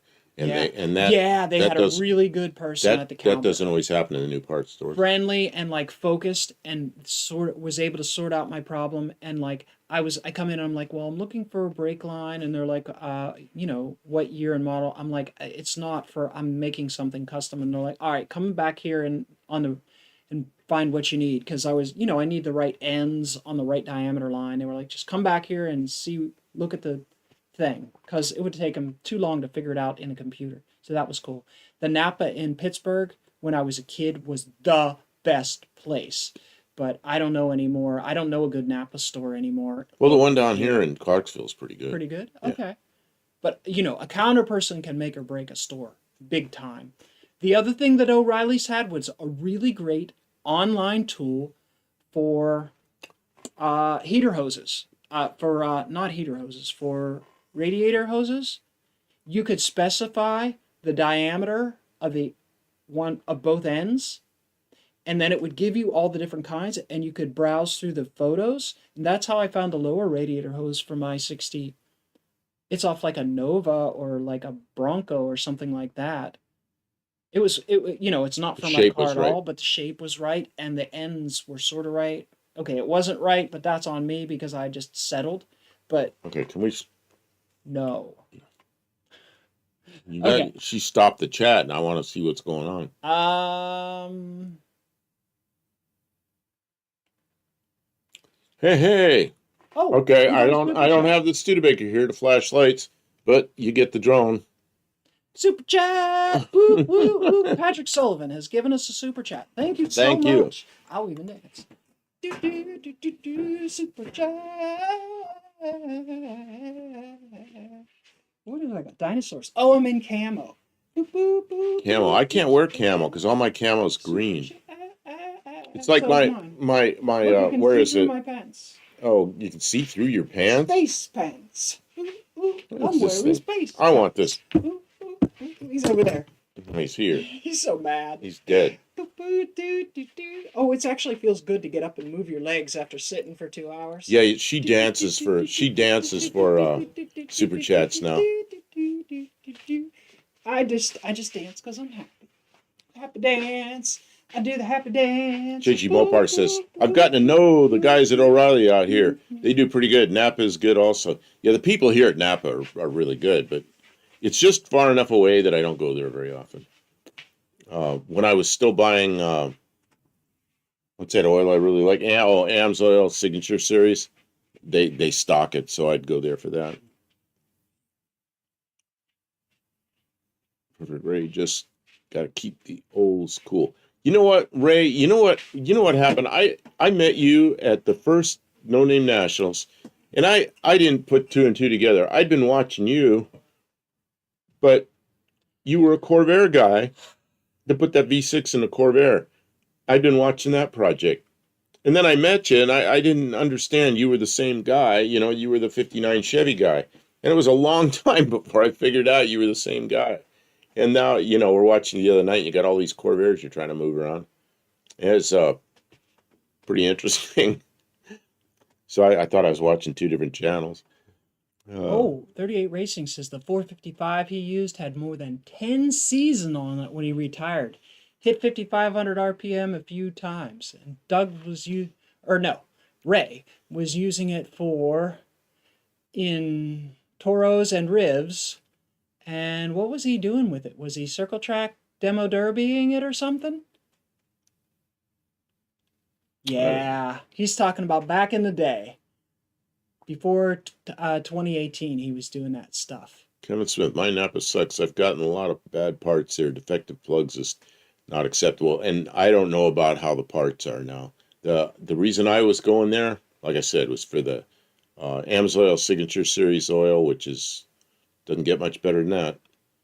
And it's expensive, but, that's what I was going there for. And that's what I was using in the Mazda. So, yeah, I don't know about all the pieces and parts. You know where they're all coming from. Even the good companies they got offshore production now. Dick Dashley says, I need an oil filter for a 360 Mopar engine. Parts girl had to know what vehicle. I said Ford Ranger. I went to one of the parts stores up here, and I was looking for some primer sealer. They had gray primer, but I was looking for the primer sealer. And the parts girl comes over and told her I was looking for it. And she goes back over. She goes, what year? What year? It's primer. It's a can of primer. What year? What model car? Like, what's funny about Ford Ranger is that's how we got that slide for your window winder. in your car door Oh, for your Mercury Zephyr? We ordered for a Ford Bronco. you know what I did was I looked on, the way I found that was I looked on Google Images for, I was trying to, I don't remember what name I used, but I was trying to figure out what they'd call that thing. There are all these pictures, and bam, man, I see the picture of it. I go, that's it. I go there, and it was a place in Detroit that has, oh, it's a Bronco graveyard, and they had that, and they were new. So it's like, man, I'm sure that's the same thing. So I ordered, we got it. It was the same thing. So Ford used it on many cars other than Broncos, and so we have brand new parts for the Zephyr from Bronco Graveyard.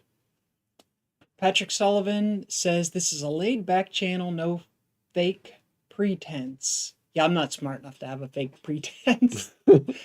Thank you, Patrick. Dougster Wolverine Garage says Ray's Rusty Acres is the Dougster playground. You know what? When I watch Ray's stuff and I see all the cool projects he's got, I am like, ooh. But I already have my own junk. I have tons of my own junk. She's got junk here. But everybody else's junk looks cooler because I can dream about it, but not actually have to do anything. You're so much like Ray because you got cars down there that run and they don't move.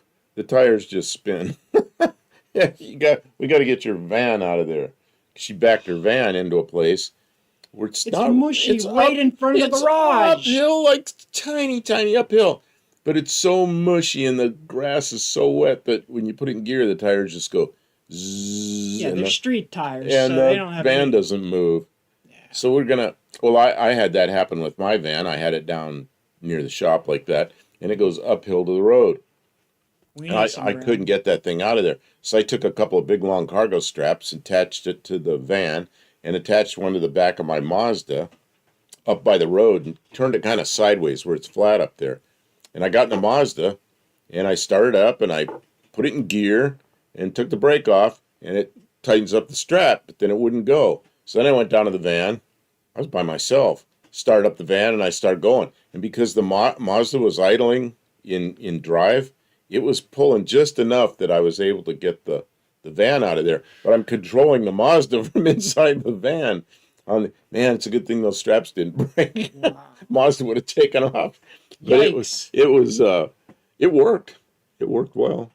Ray says he should weed out a few of the lawn art cars. I should too, but I hate to get rid of them before I got all the good parts. Well, as soon as you get rid of them, you're going to need something. You know? Yeah, I've been stealing parts off of some of the stuff. And then there's a good engine and transmission and the front end suspension off of that Lost Fire. I got to roll it over so I can get to the parts. Found I need to have a couple around just for tractor duty. What surprised me was you were working on, you were getting something out, another truck or something. I don't remember what it was, but sitting right next to it was a 62 Corvair, and I'm like, look at that. You know? Yeah, Ray's got that great big truck with the hook on the back of it. Oh, that's like Ray's been holding out on us. He's got a tow truck all along. She says that's quite a tow truck. I said it's not a tow truck. That's a crane. And then it had a tow, the old-fashioned tow straps on it, like I learned to tow with. And I said, oh, it is a tow truck. It's just a big tow truck. Anyone want a 47 Kaiser? Really? Is it any good?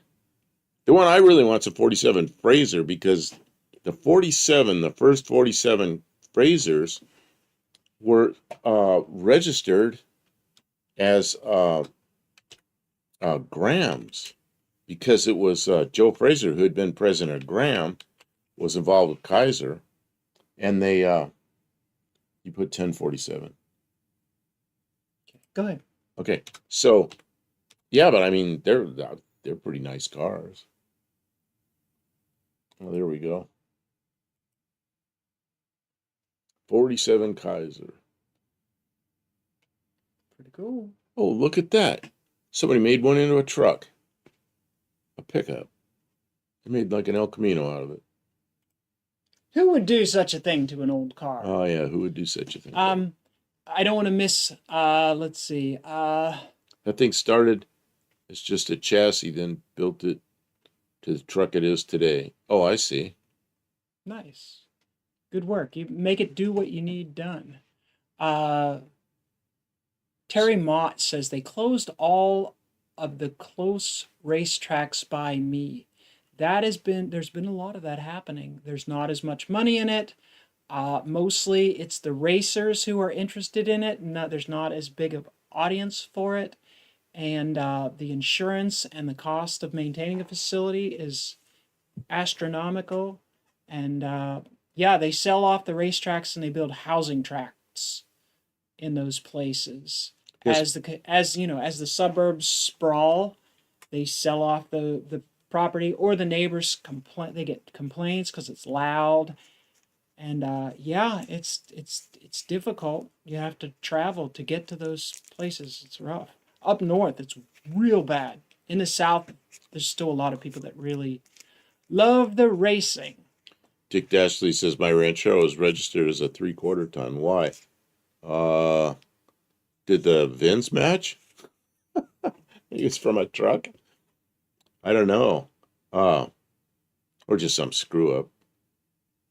38 Racer, he says the Kaiser runs, drives, and has papers.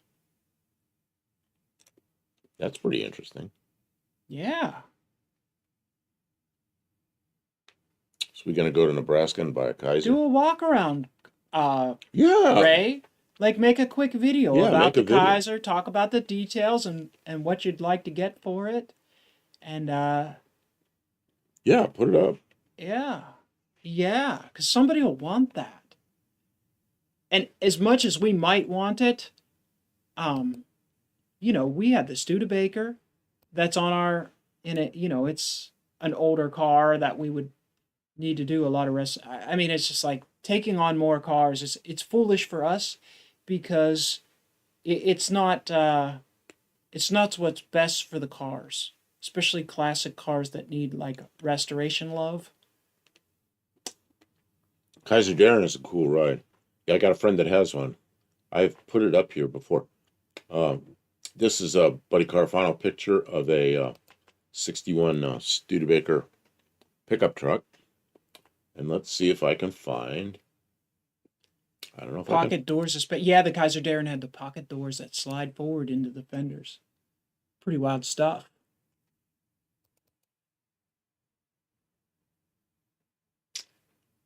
Where is Max Wedge says, when I transferred it to my name, the guy wouldn't lower it. That's his Ranchero, I guess he was talking about. That's not the picture I wanted. Wow. Ranchero is not a 3/4 ton. Did it have 3/4 ton axles? That's weird.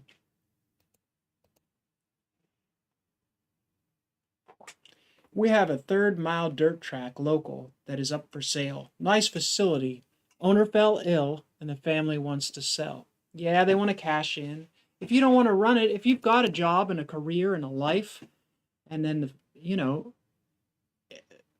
something like running a 3rd mile dirt track is a labor of love. You look at like Cletus McFarland, he runs that track, the Freedom Factor or something. He puts all of his love and attention and money, and he's a wealthy person, and he's able to maintain that. But it still takes like a ton of his time and energy and money. So if you can imagine trying to run something like that, if it's not the thing that you love the most in the world, you're going to want to sell it. There's my friends. There it is. But I don't know who can buy it. I can't. You're going to have to adjust that somehow. Adjust it. I can do that. I have the technology. My friend Vern out in California, that's one of his fleet. And you can see the 57 Studebaker behind it that ran over me and then some other cars. But yeah, that's his Darren. And what's different about his is what's the name? Dutch Darren. That was his car. And so the nose is a little bit different, has different grill in it, and the hood's a little bit longer. And then Vern supercharged it, had we'll call it supercharger on it. Kevin Smith said the pocket door would suck up here in the north. What would be bad about pocket door? Well, probably freeze or something. I don't know. Freeze or rust, stick. Oh yeah, freeze. That'd be real bad. Patrick Sullivan mentions offering us super chats. No one's expected to do that, but we do very much appreciate it. We appreciate it. I was thinking, YouTube suggests that we set a goal, a fundraising goal. Oh. And you know what's next on my list? Airplane crash. I would really, really like to get a load of gravel in here to fix the mud in front of the shop, because it has been problematic. Getting vehicles stuck in there and making a mess. There's mud all over the garage from me spinning my van, and it is still stuck. And I need to go get more firewood. I can't do that until we get the van unstuck. We gotta get the van unstuck. Yeah, and the only vehicle that we have that runs, we noticed the other night, like I was like, I'm going into town, which is only like 15 minutes away or whatever. But like if I got stuck, if I had a problem, there's no other vehicle right now that can come and rescue me. And my van is supposed to be the second vehicle, and it is stuck. All of those are fiberglass bodies, and the chassis is mostly a Henry J chassis, but it's a little bit different behind the back wheels. It's something, they did something back there. But it's, yeah, I mean, Vern's a guy that, when you talk to him about it, he knows everything about that car. He's one of those guys, you know. Yeah, Ohio cars used to run around half missing. I learned that when I moved to Ohio. And I was up, where is it? Kevin Smith says I'm from Akron, Ohio. Yeah, I was north of there, you know where Geneva is, or Geneva on the lake. Just 3-year-old cars had rust holes in them already. It was horrible. Rocket Rays will say the whole seat, but you only need the edge. I always did that for them. Trading paint every Friday night. Be there. Rocket Rays Speedway. There you go, the new Freedom Factory. Oh, what is this? Anybody have an enormous inheritance that they're looking to blow on a dirt track? Talk to Ray. He knows a guy. That same guy. Otherwise, it'll get sold and turned into a housing plan. More tract housing, just what we need. That's Vern's Henry J. Before he put the engine in it. Anyway. It's not even that bad, honestly. It's dirty, but it didn't look all rotten. What's that? He hammered all the parts out of sheet metal, Kevin says. Oh, his Uncle Percy had hand-built cars from the ground up. His last project was a 1930s Mercedes Roadster. Factor ad and kayak ad. Maybe you can send us pictures, Kevin. That sounds amazing. Factor, that's the meals that a bunch of YouTubers plug. I guess they support us. Thank you, Factor. We have no experience with that. But I think it's Junkyard. Is it Junkyard Digs that does Factor ads? Pole Barn Garage maybe does Factor ads. I think you're right. I don't know. A lot of people, they know that the market in YouTube is big. So Discover Card ad. I have seen a bunch of Discover Card ads on YouTube. They're going around. They're investing. They want people to get Discover Cards so that they have access to free money. I mean, ease of payment options. Discover Card is accepted everywhere where you see the little Discover Card badge, which is pretty much everywhere will take your money. Most places take Discover. Do you remember back in like the 80s where there was only certain places that would take cards like Discover? Mm-hmm. You know? And then Visa became the big, everybody had to have the Visa badge because everybody took Visa. If you took credit cards, you took Visa. Remember when there used to be places that didn't take credit cards? Oh, yeah. It's all cash. That's very rare now. In a grocery store, that would have been a joke. And now you just do it, you know. Yeah. Now everything's just swipe the card, or plug in the card. What kind do you guys? Does anybody still use the swipe the card? I use the chip card. That's the one. You just wave it. Okay. No, No, I don't wave it. You stick the chip into the slot reader. Oh, I just. And then I punch my PIN number in. Uncle Percy was a master with the lead. Probably why he died of cancer. Kevin, honestly, lead doesn't give you cancer, but there was a lot of harmful chemicals that people didn't know anything about back in the days. Lead's bad for you. Be careful. It doesn't give you cancer. What's this? Ray sent these pictures. This is that Kaiser. 47 Kaiser. Oh, wow. Look at that patina. And I'm going to try to show more of them, and I hope I go the right Ray. direction. Oh, 38 Racing says he'll accept. Oh, Ray, you're making me want that car so bad. He says the paperwork's straight on it and it runs. I'll go up there and we'll follow you back. Look at that thing. Wow, is that cool? That is really cool. We have to get the trailer going. Look at that piece of chrome around the gas tank filler thing. It's supposed to look cool. Have that thing there. Wow. Wow. Dougster says I use no card. Dougster pays cash, baby. I use a card, but it just goes to my bank. I shouldn't tell her. Indecisive says I saw a guy write a check at the hardware store yesterday. I don't have checks anymore. I had checks up until like 2 or 3 years ago because some bills were still easiest to pay just mailing in a check. But now I go online and pay online. The last checks I wrote was to the Internal Revenue Service. But now everything is paperless. Ray says the buyer might want to fix the brakes a bit. Yeah, cars that sit around, brakes can get behind. They had a Darren for sale at Fast Lane in St. Charles, Missouri this past summer. How much did they want for that? I bet that was an expensive car. Max Wedge says my brother and me used to race Sewage Plant Road. Sewage Plant Nationals. Nice. Nice. It's hard to find a good place to just rip up some dirt with your car unless you're going to enter an event. And, I don't know. Yeah, I'm not into that. JB, I'm not into that cashless society thing.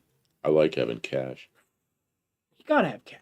There's no practical way to manage a completely cashless society. And then, like, you can have, I don't know, maybe you can't even use cash when the power goes off because a stupid person behind, they don't know how to figure out the change without using their computer. But Terry Mott asks, do those rear window vents open? They do look like rear wing windows, don't they? They do look that way. Look at how the bottom of the door goes all the way back square. It isn't swooped around the tire. So you don't have that wheel well intruding on the back seat. That's a big car.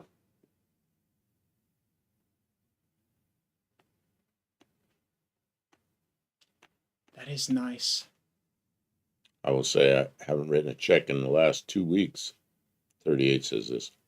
Couldn't have read them. Like their sewage plant nationals where one wrong move and you're literally in deep doo-doo, yeah. Oh, 60. Ray says he thinks they do open. It really looks like it. The way the chrome trim is around them, it sure looks like those are wing windows. 61 BMW. Yeah, Isetta. Isetta. I remember those things when I was a little kid. I remember those things. Look how little! What's it say on the side? Policia, I don't know how to pronounce Policia, that. That's police in German. Car. You know, the door is the front. The front opens up. You remember that? Yeah, I do. Okay. Steve Urkel had one of those.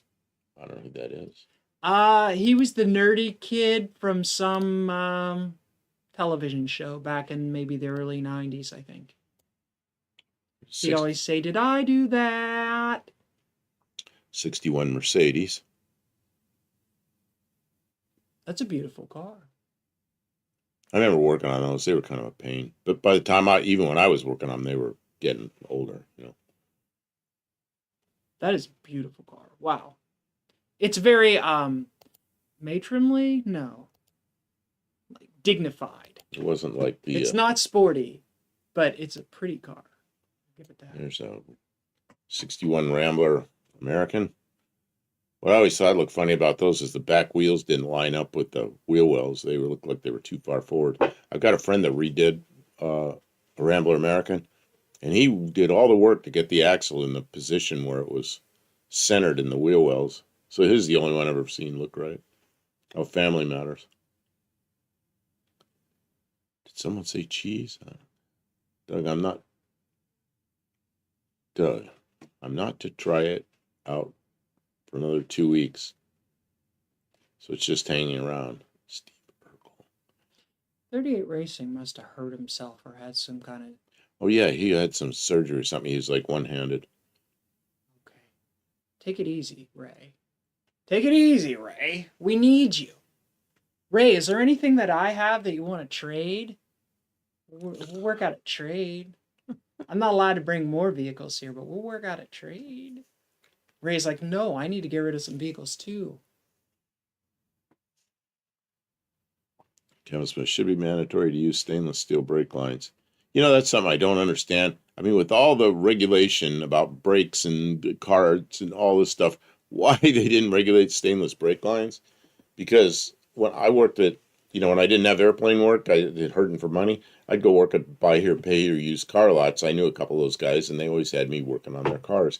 And almost all the work I did was replacing rusted through brake lines and rusted through fuel lines. And they in some states they outlawed the copper nickel replacement brake line, because it failed so rapidly in the salt. I think it's because it was so thin that it would pop with very, very little corrosion. But like a year or two, they were popping those brake lines, so they did outlaw them. But they may have changed that. And I think it was only by states. It wouldn't pass inspection with the copper nickel one. Okay, this is a picture. Oh, here we I go. like the copper nickel. It's really easy to bend into place, and it's affordable. But You're gonna have to back this out a little. I don't know who sent this in. This is sent in by. That's an assault. I said Assault Aseta. Assault Aseta. It is sent in by somebody. I don't want to. Farouk Assault. I don't want to read his. John someone. Yeah, I don't want to read somebody's real First name. First names are easy. I don't want to read somebody's real name on here. Okay. Oh, that's JG Mopar. Okay, he sent that. Yeah, if you send me an email, put your screen name on there. That gun might weigh more than that whole car. Yeah, if you go around a corner and you flip it over. Can you imagine? You'd pop a wheelie firing that weapon. The kickback on the gun. Yeah, it's way up there. Do the copper lines corrode? They do. They turn green and they turn green, but I mean they don't fall apart. They do. They do? The salt will destroy them. That's what I was saying. You weren't even listening to me. Oh, I didn't know it destroyed them. In states where the road salt or the calcium chloride or something that they put on the roads would corrode them so fast that they were considered hazardous, and they banned the sale of them, and they don't pass state inspection if you have them on your car, because you're not allowed to have copper brake lines. I don't know. Yeah, Doug, sir, does a car do a complete backlight with every shot? Imagine if you put it in full auto and stepped on the brakes.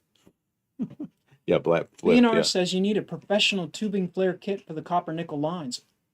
I just used that little thing with the clamp and maybe that is a professional kit. What did you use that for? What'd you use those lines for? I don't know. Whatever vehicle I needed them for. No, brakes or something else. Brakes, probably. Oh, okay. Yeah, they're coated with something. The copper nickel lines? Oh, maybe that's what because they're a weird color. They don't look like copper. Yeah, I don't know. Some of them are coated in, now they're steel lines that have some kind of rubberized plastic sort of coating on them. The problem is in order to flare them, you have to use that clampy tool, and it cuts right through the coating, so then that's where it's going to rust. That's where it rusts. It does. We're in the South. We don't have to we don't get much of that rust, so we're pretty good. Copper nickel holds up in Illinois. Yeah, see, maybe they changed it. Maybe it was bad and they changed it. 38 Racing says the copper nickel corrodes faster than the steel. See? Or he's asking. I don't know. I remember there was something about that you weren't allowed to use it for a while. I liked it. and I never had a failure of one, but my cars are always turned over so quickly. And Oh, now wow. I'm out of the salt belt. Thank, thank you. I'm out of the salt. Yeah, John Kennedy's limousine Oh, I didn't know it was a 61. is weird. It's a 61, but then they put 62 pieces on the front end to make it look like a new one. I see. BNR says stainless steel is hard to flare clean. Yeah, I can imagine that might be part of why it is just because it's difficult to. No, it's the reason they don't use stainless steel is because regular steel is cheaper, and that's okay. Okay. It lasts the life of the car generally. Blue Grit. The warranty of the car, not the life. Question The regarding warranty. copper nickel brake lines. Do they corrode the wheel cylinders and calipers faster? I had both front calipers fail in 1 year. Dissimilar metal corrosion. You know, I'd have to research that. Similar metal corrosion. Well, you got the calipers either aluminum or steel, probably steel or cast iron or something. Then you got cast nickel, copper nickel. I don't know. But it's bolted to the backing plate, and then there's a rubber line. But there's a rubber line that breaks between you're right. You're right on the front. On the back, wouldn't really be on the back. The steel line goes there, and the rubber's just between the axle and the body. I don't know. So my brain doesn't track that. I won't say no. But old cars and high corrosion roads, something's gonna fail. Both calipers fail in a year with copper nickel lines. They might have just been really poor quality calipers, or maybe the fluid was acidic for some reason. There's a lot of reasons it could be. I won't rule out the dissimilar metals, but I don't know. Any bullet holes in it too soon? Yikes. Let's see here. Dougster has something interesting here. I'm trying to read through it before I try to read it out loud. They underpromise and overdeliver order. I say I got a 2-week delivery date and get it second day later. You guys need to, if you guys need pre-bent, and I'll get this out yet. Guys, if you need pre-bent lines in steel or stainless, scope inline tube. They are from Greater Detroit, and they underpromise and overdeliver. Order my set, get a 2-week delivery date, and get it in 2 days. Who was it that was asking about replacement transmission cooler lines? Where could they get transmission? Oh, wasn't that while we were up in the shop we were working on? We were on a live. Suggest. And now we know there's a place called Inline Tube in Greater Detroit. Wow, they do it. There you go, an American company that makes their product. And 38 Racing has heard good things about Inline Tube. Well, there you go. That sounds like a testimonial to me. We got to get them to sponsor No Name Nationals. And then Inline Tube everybody will know that that's who to buy their stuff from. Inline Tube does what too? Inline Tube does that too. Transmission lines. Oh, okay. Of course they do. If they bend brake lines, I understand now. Yeah, I remember we were having that discussion in the shop. Someone said they wanted it, and we said, well, we just bend our own. And I said, well, yeah, but some people would want it to be bent nicely to fact, because I just, You just force it. Yeah, it's like I wanted to go over there and over here and around there and over here, and it's like, it looks like that's what I did. It doesn't look like any kind of restoration work, but I mean, it works. It's functional. But sometimes I get lazy, and then something will rub, and then it'll break, and then I'll have to fix it. But I know it's on me to fix my own mess ups. But on a customer car or restoration, yeah, you would want somebody like that who has the standard. Just like when you want really nice exhaust, you go to the place that has the electronic bender and it bends it out perfect to factory spec. Man, I had a muffler shop next door to my last radiator shop. That was a great deal because he had a sprint car, and I was always building him radiators and fixing stuff for a sprint car. Anything I wanted made out of tubing, he'd just do it. It's like built me a set of bunk beds out of exhaust tubing. He built me that that ladder we have in the shop. That's made that he made that, and any exhaust work I wanted, he just did it for me. And man, was that was great having that next door. Yeah, he bent everything himself. Okay, so we have more cars. Um, that Who sent this in? JB sent this in, and he sent it in quite a while ago, but I just didn't get it out quickly enough. And so here's some of it. 1961. Look at this. You're gonna have to back or something, do something. Okay, yeah. But it's like all Chevy wagons, Can you zoom in Corvair one? wagon. I can. Chevy go, wagons. Got the full-size Chevy wagons, a few of them, and a Greenbrier van and the Corvair wagon. That's pretty cool. Kevin And Smith says copper was super easy to use, and time will tell if the lines will hold up. I mean, a lot depends on your climate and how much salt and how well you wash your car and those kinds of things. The important thing is if you have copper lines to know that you might get corrosion. Honestly, with all brake lines and fuel lines, you might get corrosion, and it would behoove you to inspect your vehicle regularly at regular intervals, like in the spring if you had a salty winter, and see what they look like. And if something is suspect, replace it. Don't just keep driving if you lose your rear brakes. Figure out what's wrong and fix it. It's those kinds of people that cause the catastrophic problems, Stay after it a little bit. Mike N says he bought some pre-bent brake lines from Inline Tube a couple of years ago, and he must have got a bad set. All the bends were off by about 4 inches. It sounds like maybe they programmed it wrong. You should have talked to them and had them fix it for you. Sometimes the wait is not worth the that though. So I'm sorry that you had that trouble, but he says they've been good since then. And Dougster says he's had 5 kids. He's really stumping for inline. So all right, he's a testimonial. Illinois salt turns steel lines to dust in 2 years if you don't get under the vehicle and spray the salt off. B&R, I'm with you. I remember in Pittsburgh, some of them cars I'd have them a year or two, and I swear I already replaced that line once, and it was just it's already. Jeez. Here's 1961 Mercury dealer.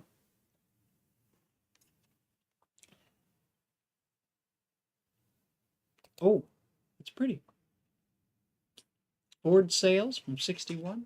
Yeah, a little old Ford That's one dealer. of those old buildings that's like a airplane hangar. Quonset kind of looking thing. Yeah. But they weren't Quonset. They were. They put a lot of those buildings up. They were like surplus after the military. We got Jerry Malone Ford. Hey, there's another 61 Starliner. I had a 61 Starliner for a while. Oh, I'm trying to zoom. Yeah, look at all this cool stuff.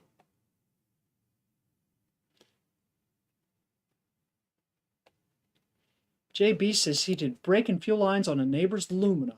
It came from Wisconsin a few years ago. He went to the junkyard and got rust-free set off another Lumina for $15. I would never even consider that there might be good ones at the junkyard, because I grew up in a place where there was never good ones at the junkyard. There's some Cadillacs, 1961. Nice. That's how they used to transport on a train. Just out in the open like that. But too many vandals. Too many people stealing transmissions and things, so they cover them all in now. Yikes. Buff's muffler, brake, and electrical. Our job is shocking and exhausting, but hey, it's the brakes. The dad jokes. Kevin says, every time I go out in my old wagon, someone wants to buy it. I think that's a good thing. Yeah. Mackie Radiator here in Akron, Ohio. Their slogan is "Best place to take a leak." Yes, in a lot of radiator shops. I never did that because I thought it was kind of tacky, so I just didn't put that out there. B&R says, I have seen exhaust manifolds rust apart many times here. Yeah, rust apart? No. I haven't seen them rust apart. Yikes. So what rust apart? Exhaust manifolds. Oh, completely rust apart. Ooh. That's some crack. I mean, I've seen all the bolts seize up into them to where you can Yeah, never that's when they remove crack. them. Is when you're trying to take them apart. There's a Tempest. That's this. Motor's in the front, though, so it's not a Corvair. Yeah, about the same size car though. Blue I like Grit- the old compact cars. Blue Grit suggests spray copper lines with clear VHT spray paint. What's VHT? Very high temperature. It's High like temp it's like paint? what it's Just like what you use. It's like what you use on barbecues or engine paint. engine paint. It might help. Yeah, any kind of coating that you can give them. Spray some oil. They used to oil down the bottoms of old cars in Pennsylvania to keep them, make them last a little longer.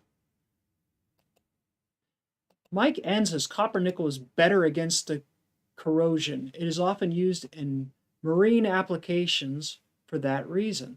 I wonder why I think that they barred the sale of it then. I may have misunderstood. I do not know the exact details. Kimberghini didn't grow up on salt-free roads. No, they were salted heavily, all winter. Sometimes it seemed like it was like 6 months a year. You were driving in slush and salt, brine. It was stuck to your car. It was just burning holes in it. It was awful. There might be better or worse quality nickel copper. Maybe it was just copper and it wasn't the copper nickel. I don't know. Maybe it was only one particular brand and I heard the news, and because that was years and years ago that I'm thinking of. Bill's heat transfer to help you keep your cool. Yes.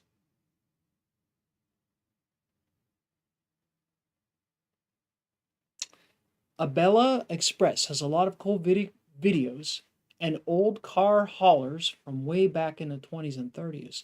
Oh, okay. So there's a place if you like to look at those old pictures, and I do enjoy it. I like doing it here, though. There's something about doing it here that I really enjoy. This time we get to spend together. I like that people pick out their favorites and send them to me. That's the part. And I like it when it's like somebody's like, this is the old car dealer in my town that I remember or that I saw pictures of when I was a kid. I like that. It's the best. More salt than McDonald's fries. Kevin says, I oil spray every fall. I never had a car that was really worthy of doing that work and putting up with that mess. But I know the people who had old cars that were worth keeping around. And some of the cars that I had that were old, that were still like had some life in them, you could tell they had been oiled religiously. 38 Racing says more salt than McDonald's fries. Oh man, they just dump that stuff. It's those big chunks of salt. There's piles of it in the corners of the road. And you're going by and the salt truck's just flinging it everywhere. They don't even shut it off when cars are going by. They're just flinging it. And you're grateful. You're like, oh, thank God the salt truck's going by, because you're sliding all over the road. Oh, it's bad some days. You just had to get to work, you know? Staying home didn't pay the bills. You had to go to work. Burn up your car. It was just the way it was. I got better at getting good winter tires. I got in a routine. It was like, okay, I need to buy winter tires now. It was July or August. Nobody was thinking winter tires. I was like, I'm going to get me some winter tires. And I would get them put on wheels, and I would have them sitting there, and I would swap them out the first winter day and throw them on there. I was ready for it. Near the end. That, and one year I was in a Chevette with baloney skin tires, completely bald, and we had this much snow, but it was like icy, black ice, and I hit a telephone pole in that car. Destroyed the car, and I hurt my head. Oh, geez. Oh, I can still feel the head, because the seat belt busted out of the rocker because it was all rotten. Oh, Because they always were. geez. The seatbelt rot, so I just come right out of the seatbelt, out of the seat, and out of the seatbelt, and hit my head on like where the rear view mirror is. Smacked it. I was all bloody. Wrapped the front bumper wrapped around a pole and bent back a little bit back like this. The hood was all kinked up. I was like, oh, damn it. Yeah. I saw that pole coming and coming and coming. I'm steering this way, steering that way. My tires are so bald, they would not catch any traction. I just went straight into the road went off this way, but it just went straight. I wasn't even going fast. It's good because I probably would have been killed. I was only going about 15 miles an hour. And there's a stop sign at the top of the hill. I hit my brakes, and that was the last of. I had no control from that second on. The tires stopped, and then it was just like a sled. Yeah, Bluegood's right. I should have It's like jumped buying old Mustangs with bad oil leaks because there's usually less rust. Yeah, it coats everything. The people, quite a few people, it's all scrolled by now commenting about this truck. Yeah, that's a nice truck. And you know, Ari, it's used to be in here a lot. I don't know what's happened to Ari. I gotta try to get a hold of him. You know, he has a 60 that looks just like this, and I really like that body style. With that the hood with those big pods up there, I always thought that looked cool. And when you're sitting there driving it, you can see those pods in the hood. It looks pretty good. Tim says, bad thing about salt roads at night, the deer come out to lick the salt. Yeah, it brings them in. I didn't know that. Oh, yeah, and then they get spooked when they see lights coming, and they panic, and they do unpredictable things, and then you're in trouble. Ads inserted. Oh, more ads. B&R says it's little frozen doomsday, and it never seems to end. Oh, I'm telling you. And people from the South can't fathom Midwest and East Coast winters, Kim. It's pretty bad. I think they can fathom it, but until you've lived it and have no escape, that's when it really sets in. You know, the panic. Like August, it's time to get tires. Like you're like sweating and you're like, man, I gotta go buy a snow tire. A Chevy ad. How appropriate. All right, we like some Chevys. Yeah, I got a Chevy on the screen. Is Chevy still making decent cars? I don't know what they. I haven't heard I don't even know what they make. I don't know, but I think people still buy. I think people buy a lot of Chevys. Who Polls, said Chevy ad? Dougster. Buddy Carfano, Tractor Supply. You get 2 points, Dougster. Buddy Carfano, you get 2 points. Tractor Supply. Tractor Supply has. Tim says maybe stuff for women too. Maybe the ads will be for Morton Salt. Maybe, yeah. We have a Tractor Supply here in. The Tractor Supply is on the other side of town. It's as far away from here as you get. But they have really good hardware and welding section in Tractor Supply that I like, and hydraulic stuff. Oh man, Tractor Supply has good hydraulic stuff. Good stuff. Tractor Supply. Check them out. If you have one in your town, you better know that store. Well, it's good. I've been told here, Ari stopped into Uncle Tony's. Good. By Olive and by Dean. So he's been seen. Good. That means that's good things. Mike says he got no ads. That old Chevy truck looks like an old man's eyebrows that need trimming. Remember old Soviet leader, what was his name? The guy from the 60s and 70s, Brezhnev. He had like big eyebrows, and then the older he got, they grew together, and pretty soon he had one big eyebrow across. Looked kind of like that, except those never grew together. I never thought about those looking like eyebrows.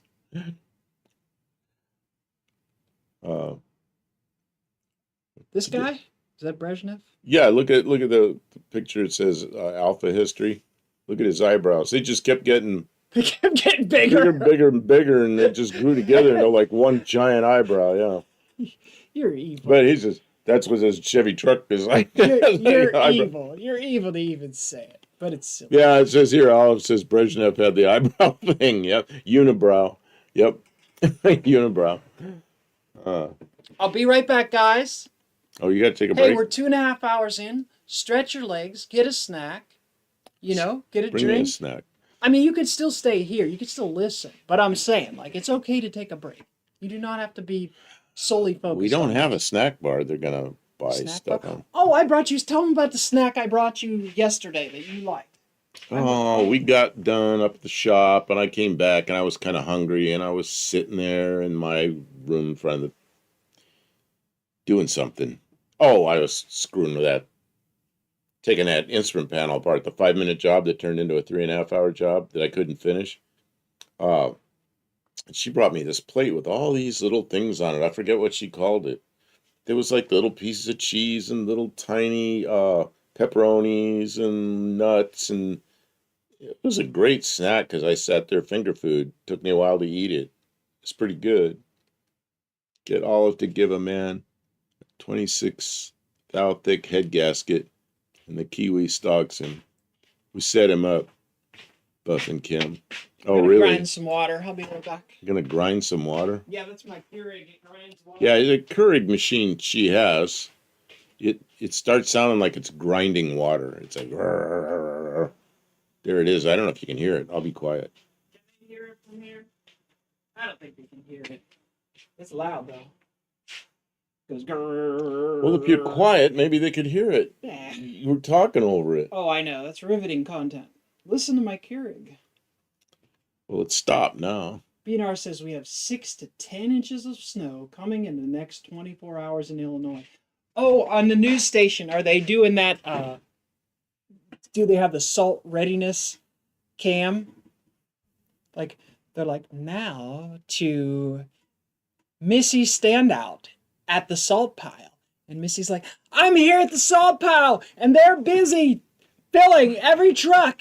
And everyone's getting prepared and they're ready. And then, they show the big loader dumping salt out of the little giant Kwanzaa hut. You can see a big bunch of white up there. It's about ready to pound into Illinois. It's coming out of Nebraska and Iowa. Yep.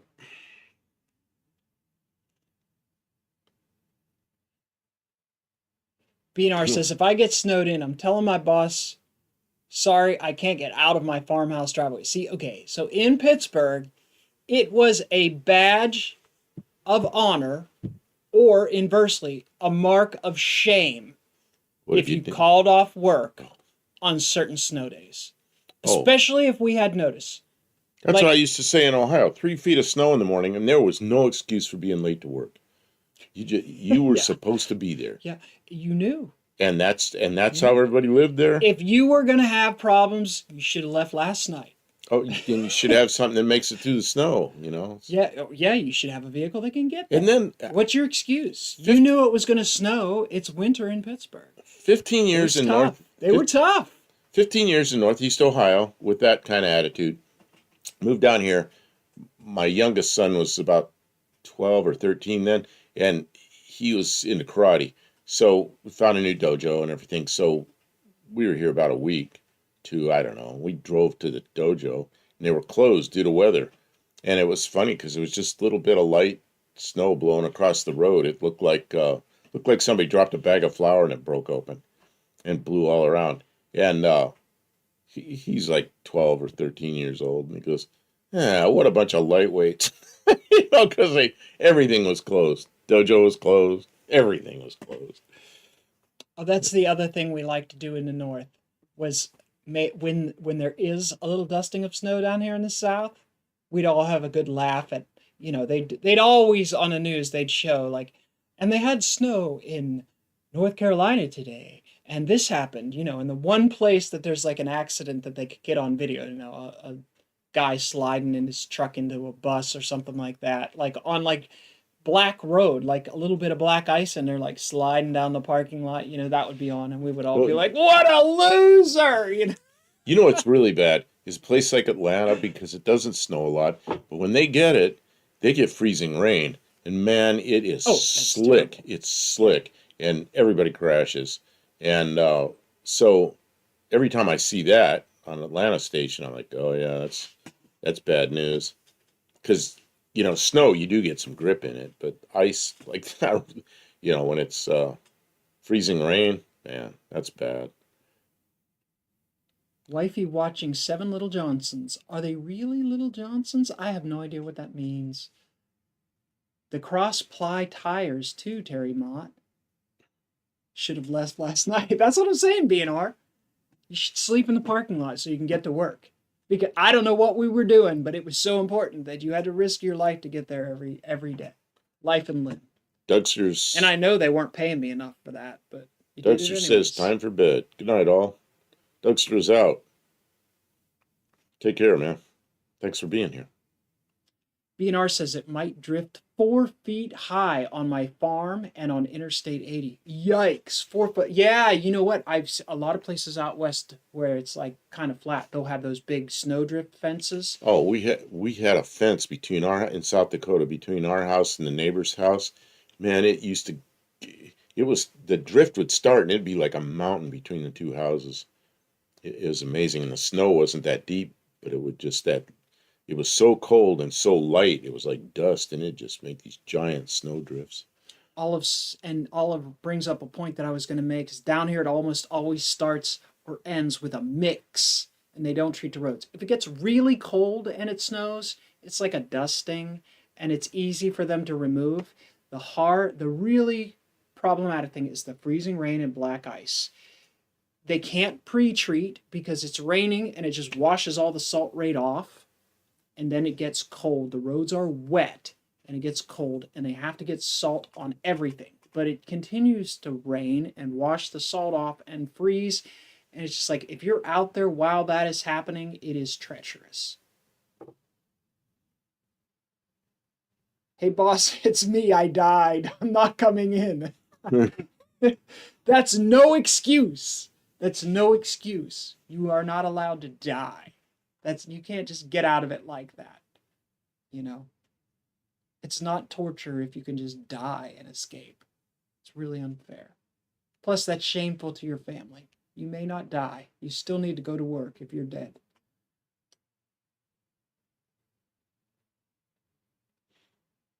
I'd rather be called a midget than a little Johnson. Because that's what the little Johnsons are Oh, tiny but their people. names are Johnson, I'll bet. So they're calling them Yeah, Little Johnson. Johnsons. So it's a little people reference. I see. I don't know anything about it. Never watched it. There was a man, I think maybe he was more of a dwarf than a little person. I don't know. I didn't really judge him by that, but it was hard to miss. Like, you always recognized that. But he was friendly and fun, lighthearted. His car was modified special. I don't know why he had this big truck. It had like all these steps to get up into. He had like climb a ladder to get into his like slightly lifted Ford Bronco. And then his pedals had like these long extensions so he could reach his pedals. He was cool though. I don't know. Let's see, I'm lost. You've noticed how I pump my brakes all the time too. Haven't you noticed that? Yeah, why do you do that? Because you used to. That's how you always drove. Because you That's always how I had was bad trained brakes. to drive. You always pump your brakes. I don't like the automatic. What is those automatic brakes called that pump your brakes for you? Anti-lock brakes. Anti-lock, yeah. If I want to lock my brakes, I'll lock my brakes. Thank you very much. No, you know If what? I want They've my worked brakes real to well. pulse, I will pulse my own damn brakes. Because I push till I can feel the contact. I like lots of brake feel. I push till I can feel contact, right? And then I give it a little surge, and then I let up, and I surge, and I do that constant. That's how I drive a vehicle. And if the brakes are too powerful and I can't do that, I don't like it. When the ABS kicks in, oh man, when the ABS kicks in, it flips me out because you have to just push. Harry, somebody new. Harry, welcome to the chat.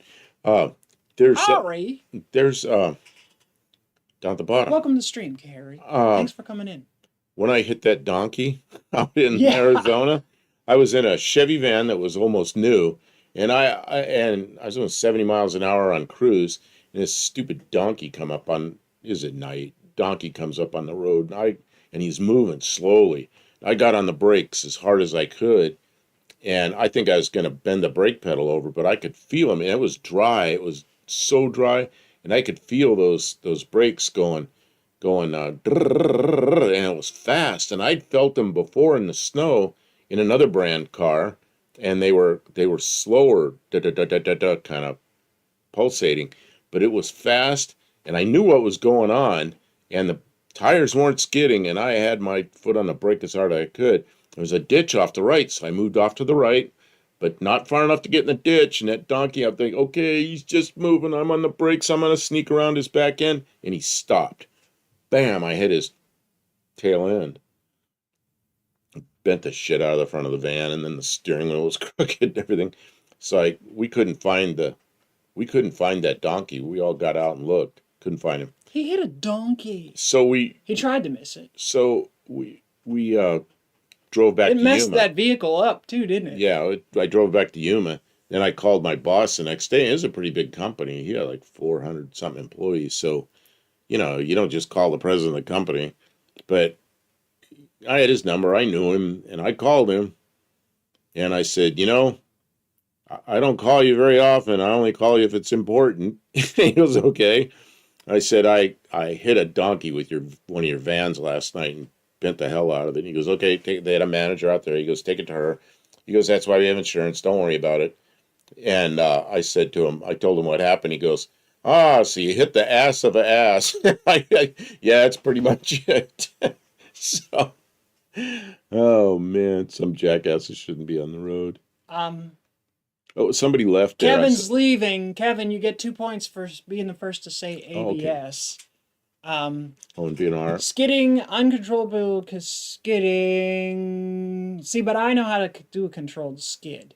And ABS doesn't like you to skid at all. So sometimes if you have one tire that's skidding real bad, it won't let you power skid the other. I don't know. It's just because I was brought up without all that special stuff. And now you add it, and it's a different layer of complexity. Well, that's something. This car that I just got, I'm back to analog cars now, so I've got to control the skidding. Yes, and I've done that a lot. I think I'll be okay. If I want to power slide my car, I should be able to power slide my car. I don't want to tell him, I won't let you slide. I think that's one of the reasons. I want to do it. That's one of the reasons people tailgate and they drive so fast now is they're just used to all this automatic crap. Yeah. And when you're driving an older car, you leave a little more room. You drive like you did back then, one car length per 10 miles an hour, that kind of thing. That jackass shouldn't have been on the road. Yeah. Racing. Oh, man. Mike said the same thing. And he says a picture of a donkey. Check that out. Yeah, I see it. Donkey. Olive says early ABS, at least on all wheels, was harder to adjust to, I think. You know what? It was an old Chevy S10, so it might have been an earlier version of ABS. It might not have been very good.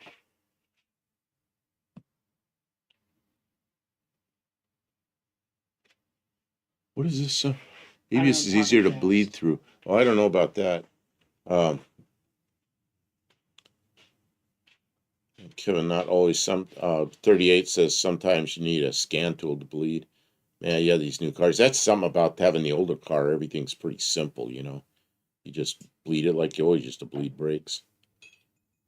And the way we did it in the airplanes, you do it backwards. You have a reservoir up top, and you fill the system from the bottom with a pump. You pump it up, and it goes up, and the air comes out the top. What could be simpler? And it works so well. And I don't know why you can't do that with a car. Maybe you could. I don't know. Those older vehicles don't handle well and drive accordingly. Well, some of them handle okay. They're not the same as today's cars. My Mazda 6 was handled really well.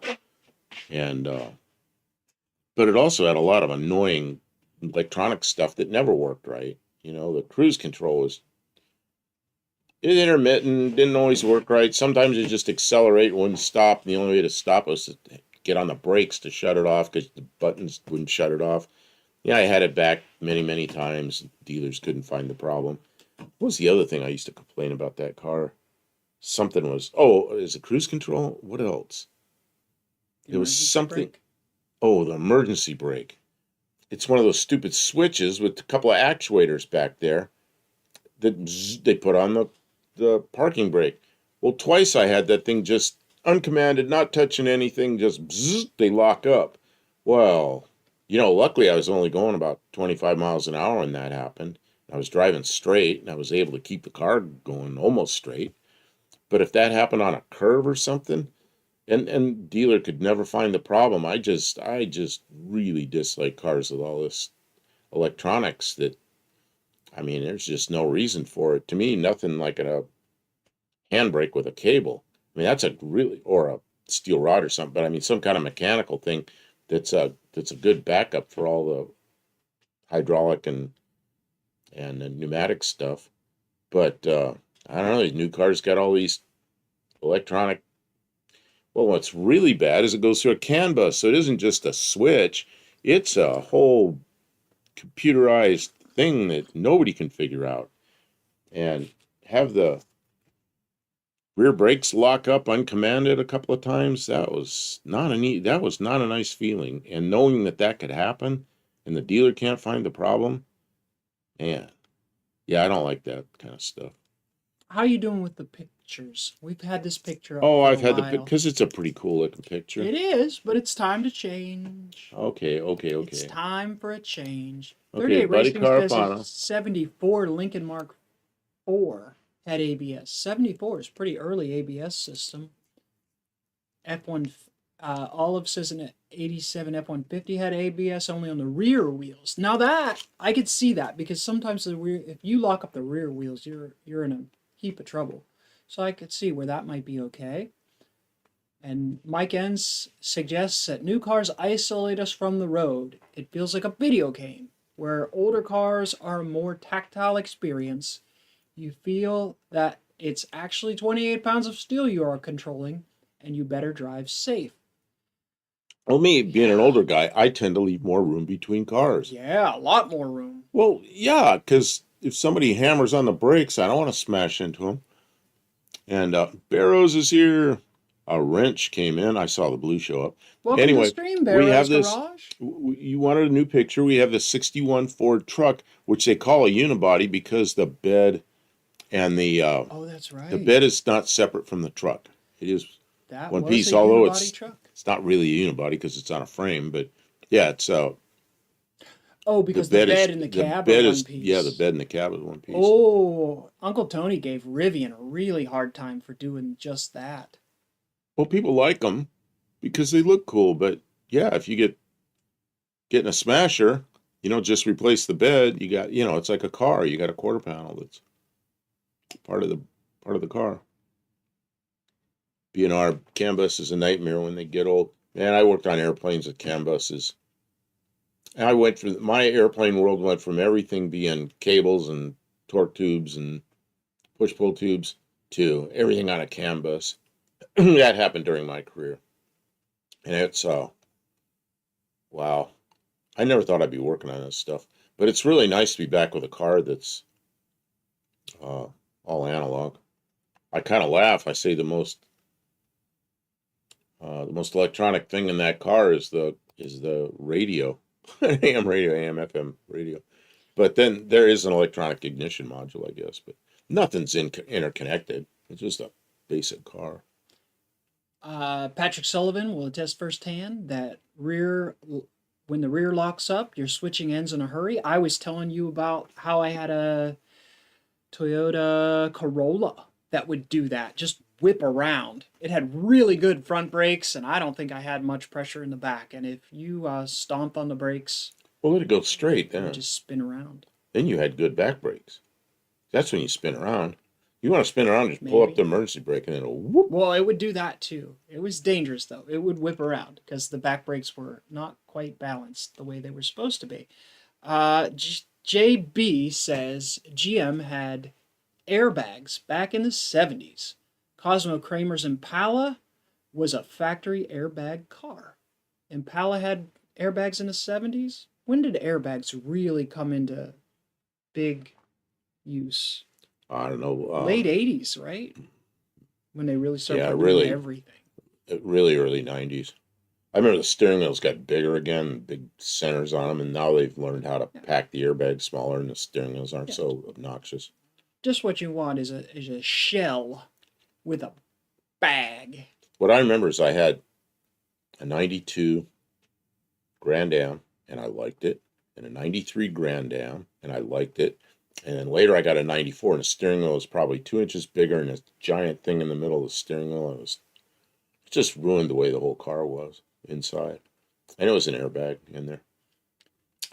B&R, wow, I thought aviation was still simple. A lot of airplanes are simple, especially all the home builds and the kits and things, and Cessna's. Cessna's got a lot of electronics, but not on the controls. But I ended up working on airplanes that had been sport aviation airplanes that became giant drones for the military. And of course, as soon as you do that, you're going to have electronic controls. So everything was fly-by-wire. I never thought those airplanes. One of them was an airplane that I designed. It was a pretty good kit. Sold lots of them, and not me. Company I worked for. I worked for an hourly wage. He made the money, so he sold a lot of them, and so they were all analog, just push pull tubes and stuff. Well, eventually that thing became a drone, and then it's all fly-by-wire. I never thought I'd see that airplane with all fly-by-wire controls, actuators and canvas and all this kind of stuff. It was kind of interesting to see it all, but it wasn't so much fun, It was a job, pretty good job. Mike N says, when the snow hit Louisiana a few weeks ago, I took my Toyota Highlander hybrid to the local high school parking lot and tried to do a donut, and it refused. It cut the throttle and wouldn't allow wheels slip. Oh, man. I mean, it's probably safer that way, but boy, sure knocks the fun out of a little bit of romping in the snow. B&R Racing says driving a semi or Class 7 truck with ABS air brakes is weird. Yeah, I don't know how that would... Air brakes and ABS. Barris says that would be interesting to see. The old Unifords, they drop that because if you overload them, the doors pop open. Oh, I could see that happening. Yeah, that's dangerous. Oh, says, well, Rivian does it with aluminum, so more easily damaged and harder to fix than steel. Yeah, and that Rivian, everything about them is really expensive to fix. I've seen a couple of, on YouTube, a couple of estimates with something that looks like minor damage, and it's almost totals the thing. I don't care to ask some module permission to roll the window down. I know, but you're in competition with some Zoomer who wants to be able to roll their window down with their phone. And so they need a module for it to be able to do that. And they're the ones who are foolish enough to spend their money on that stuff. So that's what they're building cars to market to. We'll just stick with our cars. P&R says they never gave Ari a hard time for working at Rivian. No, I mean, if there's a job and you're going to learn something, and it's, why not? But if I'm going to choose a car to drive, it's probably not going to be that. I'm not giving. Although if I had a chance to drive a Rivian, I'd do it. But I'm not going to. I don't have the money or I don't want something like that. I like old analog stuff now because I can do that and it doesn't matter. Barrows liked the solid front axle on this 61 Ford instead of the twin eye that came next. Yeah, twin I-beam came out in 65. And they used it like my van. We still have them. Both our vans have it. Yeah, modern vans are still using twin eye. Mine's an 04, and I think they used that twin I-beam up through whenever they ended production on those that style vans, which is what, 2012 or something. Yeah, those were around for a long time. I remember the first time I did a wheel alignment on a twin I-beam.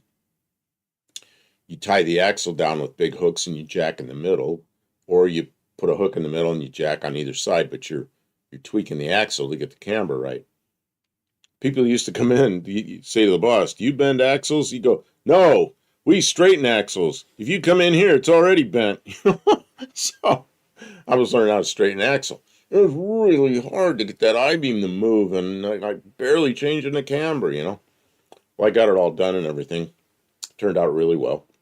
And the next one came in. I said, "Hey," my boss goes, "Take that. You know how to do it." And I was a young guy. I was like 17 years old. Got in there, going over there, checked it, and it was like 3 degrees more camber. It's like, whoa, what happened?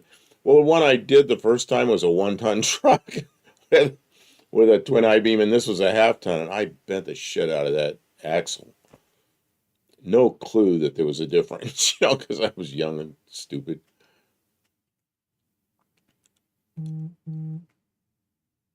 Yeah, Olive says, I agree, B&R, though. I do hope they get some more practical versions. Right now, they're going for the fancy market. Everybody shoot to get the high dollar fancy market. Can't blame them. They're trying to make money. But practical cars need to come back into vogue at some point. man, Blue Grid says at 75, the police were trying to figure out what the blown airbags were. Man, I remember when airbags first came out, there were cops that gave people, arrested people for having drugs because the airbags are all packed in that white powder to make them flow nicely, and they thought that drugs had like blown all over the inside of the car.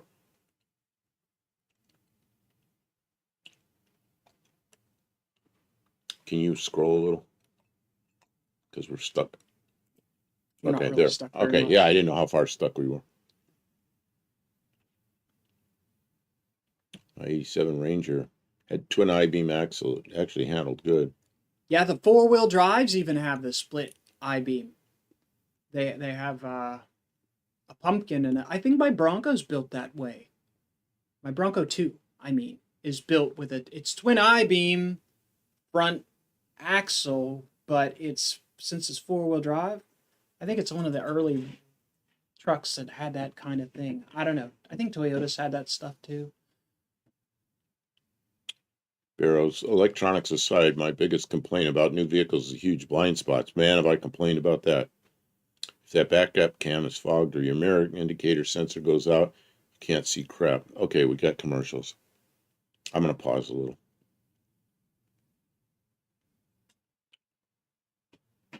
Change up the picture. We've talked about this 61 Ford. I don't know. How many do you have left? I'm getting there. Oh, here's an interesting one. Wow, the 61 Dodge looks a lot different than the 61 Ford, doesn't it? With a Boeing 707 behind it. Okay, let's see here. Yeah, the huge blind spot. Yeah, I've bitched about that before. Patrick Sullivan, we'd say set the toe and let it go. Yeah. You know, some of those four-wheel drive Fords had a goofy steering linkage that went up there that bent with that stuff, but it didn't work right. So when you go over bumps, you get what they call bump steer now. It goes in and out like this. And originally what they called that was toe change under load. Everybody calls it bump steer now. But when the front of the vehicle goes up and down, the tires go like this. Some of those are pretty bad.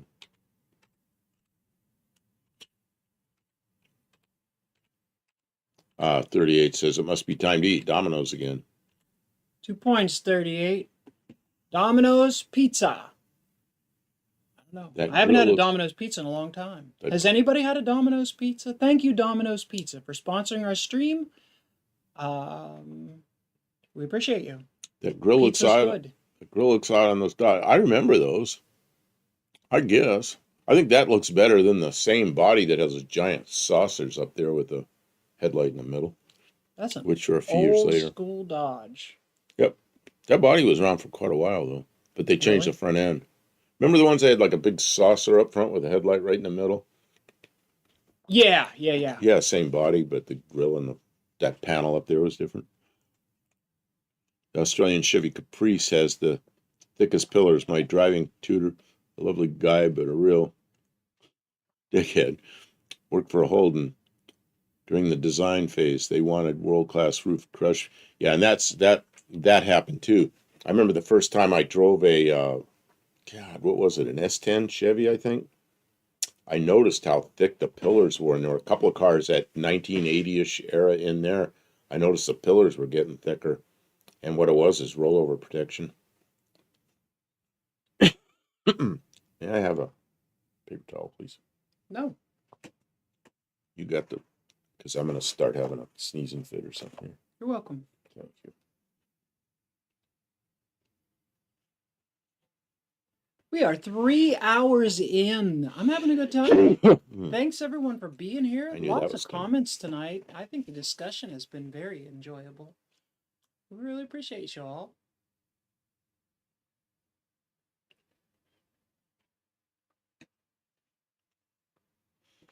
BNR 61. Pontiac Ventura was first to receive the all-new 421 V8. Can you imagine that?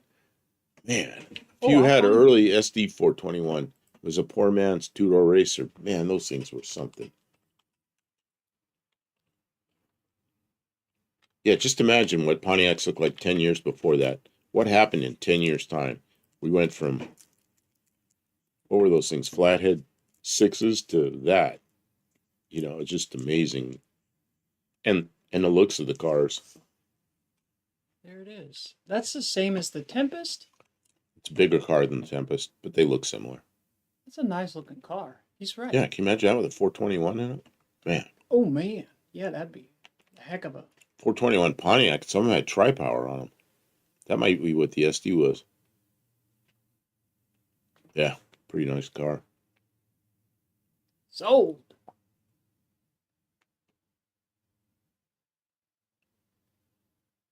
Nice. Very nice car.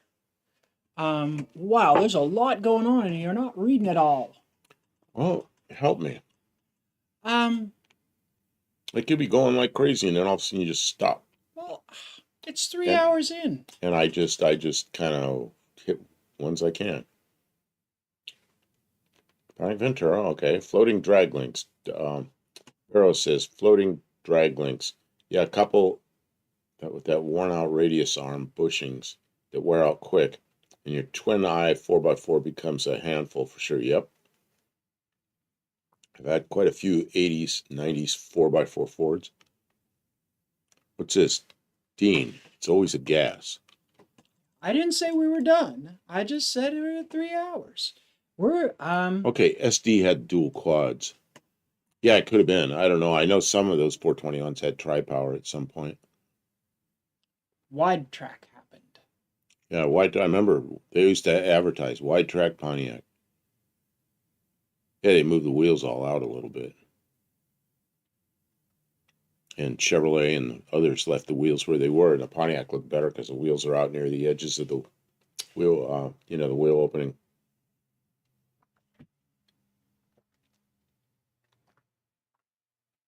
The 61 wasn't the flat 6 standard in the Power Wagon Dodge. I don't know. I remember in the cars, the last flatheads were 1959. 1960, they had the slant. But I don't know if that carried on in the trucks or not. Oh, Buddy Carfano, 1968 for next week, my pick. Okay. He's first to say it. Kim, do you have something, a pencil or a pen or something I can write with? No. No. It's that same pencil. We use it for one thing, to write the year. Right the year. And he says 1968.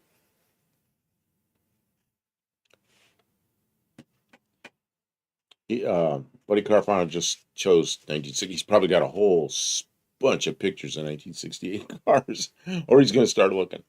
Yeah, okay, we'll do 68. That's a good year. I like 68s. Man, I'm thinking of cars right now that were really great in 68.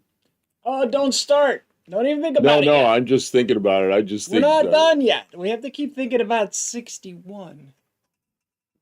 Oh, 62 Dodge pickups had the slant in it. What would 61 have had? Well, in the cars. No, in the trucks. They went away in 59. I don't know if they if they ended production on them, or if or just quit putting them in cars and they were putting them in trucks. It seems to me they were put into something else too, like some kind of industrial use or something. What? The flathead, the Chrysler flathead engines, but I can't remember. There's the Starfire that who would mention the Starfire? Yeah, same basic body, B&R did. Same basic body, but Oldsmobilized. Yeah, I think that looks good. A lot of convertibles in this bundle here. Oh man, convertibles are much more of a thing then. I think a lot more people had convertibles then. Really? Mm-hmm. Huh.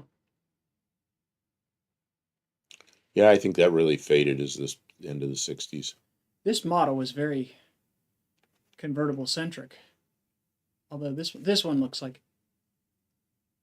I remember all convertibles, you go down the highway, the roof would be all puffed up like this. And then, I don't know, like into the 70s or something, they started making them tighter, late 60s, and the convertible tops would stay tight.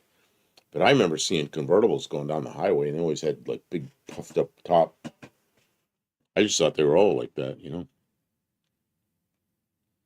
Old Starford was a rich man's car. Probably still used the flathead in the ag market. Yeah, that's what I was thinking, 38. French and U.S. Army trucks stayed flathead till the late 70s. Really? Oh, I can imagine that. Built when America was full of union workers. They had to buy the latest greatest for bragging rights. What? Yeah, but what about all those flatheads that they used in industrial use and like army vehicles and stuff? Yeah, I'm sure.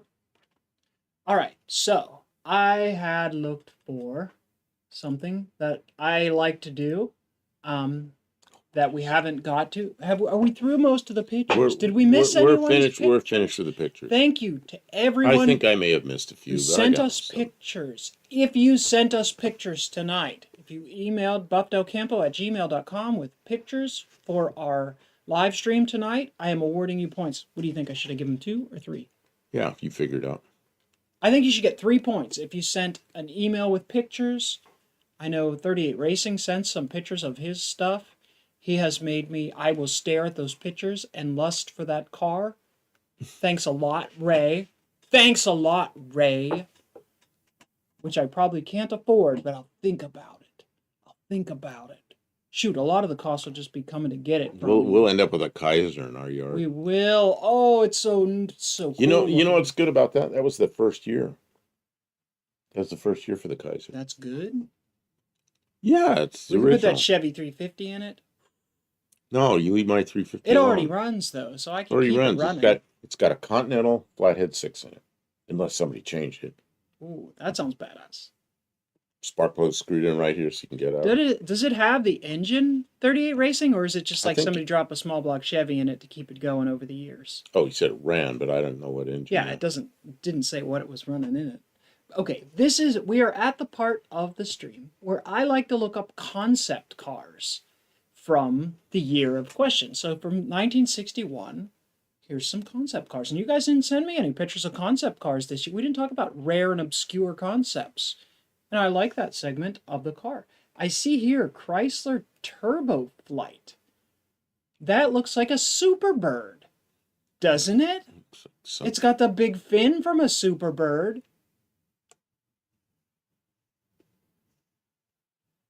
Olive's got 33 points, I think.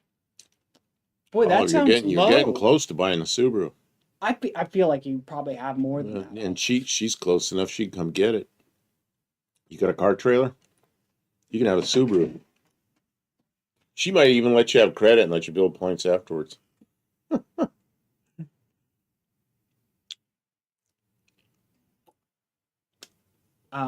But yeah, that one looks like a Subaru. There was something else in that page that I didn't know what it was. Oh, do you want me to go back? Yeah, go back. Okay, what's that white car down the lower right? This one. Yeah, what is that? It says it's a Chevy Impala. Oh yeah, but that's some kind of it's completely different. The front end looks like it, but the back end's completely different. That window's crazy. Wow. Yeah, that's Here's a Porsche. Porsche. That looks like a Le Mans car, doesn't it? Oh, that thing looks tiny. Look at how high. That's like a pure race car. Look at how high he's sitting in that. That isn't a street car. Oh! Here you go. Here's a completely. What on earth is that monstrosity? Isn't that a Ford? I don't know. We would have to. Ford Gyron. Ford Gyron? Where? Oh, it is a Gyron. Oh goodness. Here's some kind of Lincoln. Yeah, that's crazy, isn't it? That looks like something in the late 50s. That's just the design. That's not even a concept. Yeah. Here's a Cadillac. It looks like it might be in clay. Oh my God, look at the fins in the back. That's wild. It At looks least like if it's you a ran, missile. like if you ran into it on a bicycle, at least you wouldn't get impaled like all the other I Cadillacs. don't know. If you Oh, if sideswiped you it, you sit, might. yeah, if you sideswiped it, you There's might. that gyron again. It's a two-wheeled gyro car. Oh, it's a motorcycle with Well, a yeah, it gyroscope in sits it. like this. It stops. It just stays on the two wheels because the I don't know. gyros That keeps it seems going. somewhat problematic. I'm curious how that. That How was a thing, especially in popular mechanics and stuff. They had gyro cars.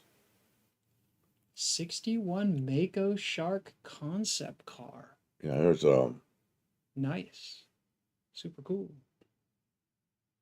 What's this car here? I don't remember. That's that Chrysler you were just looking at. That looks like a It's got the Superbird wing. yeah. It's got Okay. What's this one? Flight wing? what is this?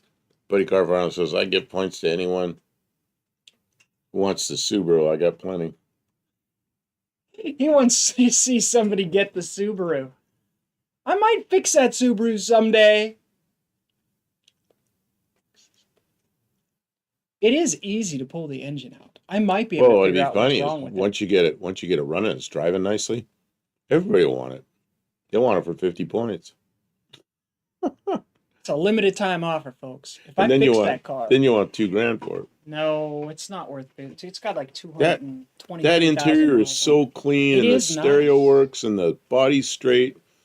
No broken windows. I My mean, current plan, somewhere off in the future, my actual current plan for that car is to cut it up and use it for the. It's got a 411 gears in the rear end, and it's got coil-over suspension the whole way around. The modular rear end, and I just like use that suspension as a platform, and then you can build a car on top of it.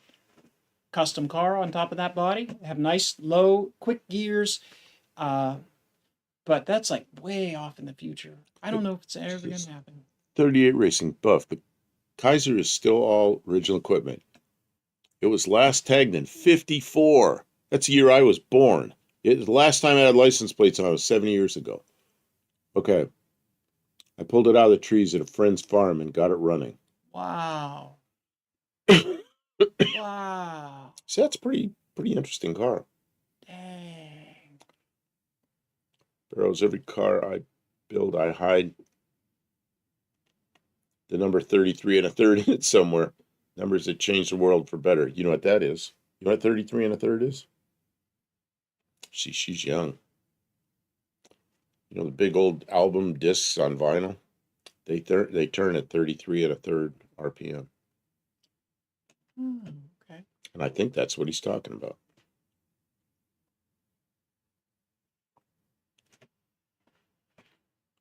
Tim says the Subaru sounds like a burnout champion car. It's front driver. Or is it four-wheel drive? It's all-wheel drive. It's all-wheel drive. It's full-time all-wheel drive. Burnout championship car. It would be with that low gearing though, that rear end. But you'd have to build something very light on top of it. But that Subaru is not light by any means. The motor in that Subaru is super light. So the front suspension would not hold like a V8 engine very good because it's that little Subaru engine is aluminum and it's wide and real light. It's very unusual. But the whole suspension's made for a pretty light car, but the Subaru it has all that glass. It's a wagon. So it's not a super light car. So if you built something custom, bare bones, it would go on that Subaru axles really good. Terry Mott suggests Google 61 snowmobiles. That could be interesting. I think I would do that. That sounds automotive adjacent. Snow machines, snowmobiles. You want to pop this up? This is interesting. And then we'll go back to your... This isn't even automotive adjacent. Well, I guess No. you could watch Well, the automotive. only thing is this is like old stuff. You could Just watch, show it for a minute. You could watch racing on television. Buddy Carfano sent this. I remember going to the stores and that's what TVs look like. And the picture tubes on color sets were round. But they put them in an almost square hole so it looked like the other TV sets. But I remember that's how color TVs were. The early 60s. Not many people had them. Most people had black and whites. So it's kind of interesting. And when they had color on them, they were not very good looking color. They were color though. Anyway, go back to your cars. Go back to your cars. Go Oh no, back. we're doing snowmobiles. Someone suggested snowmobiles, and it pulls us away from. Okay. Stupid TV sets. I just thought it was interesting. No, it pulls us away from concept cars. I'm sure Oh, there was okay, more concept concept cars, but maybe we'll circle back to concept cars. But Carl's Factory cars. 5.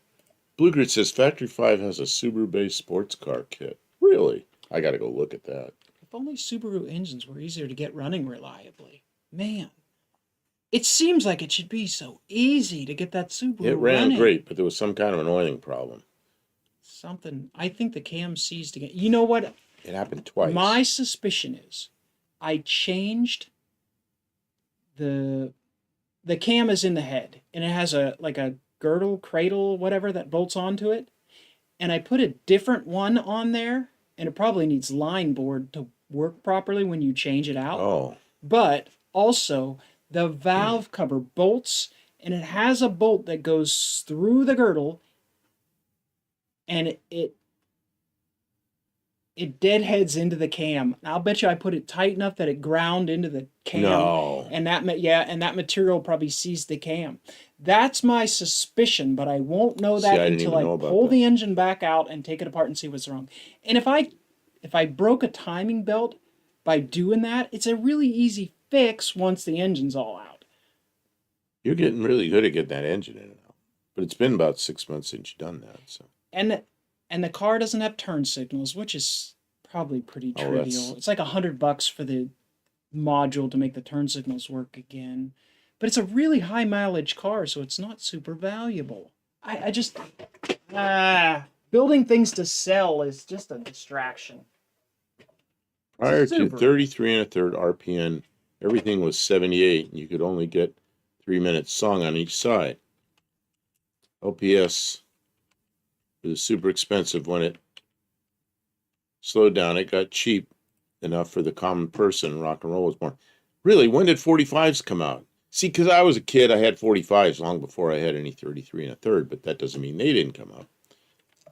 Okay, so you're going to look at snowmobiles from then. Yeah, some people mentioned snowmobiles. Snow machines are interesting, and they're mechanical. 61 Polaris brochure. Wow. Check that out. What the heck is that? Ski Traveler. While you're showing that, you got a second page you can look up stuff, right? I do. Can you look up Russian snowmobile screw or screw type or screw snowmobile? Oh, yeah. Yeah, I'll check it out. See what they want to say about snowmobiles. I brought one up. That is a wild looking machine. Check that out. That is a very industrial look. It's just like made in somebody's garage, home built.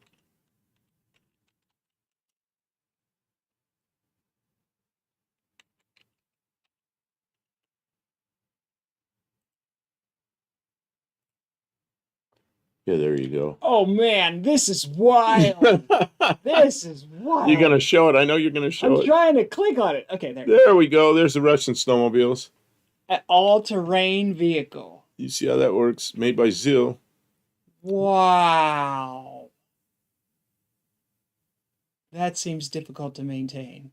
Well, and you can see how it steers. You slow one down, speed the other one up.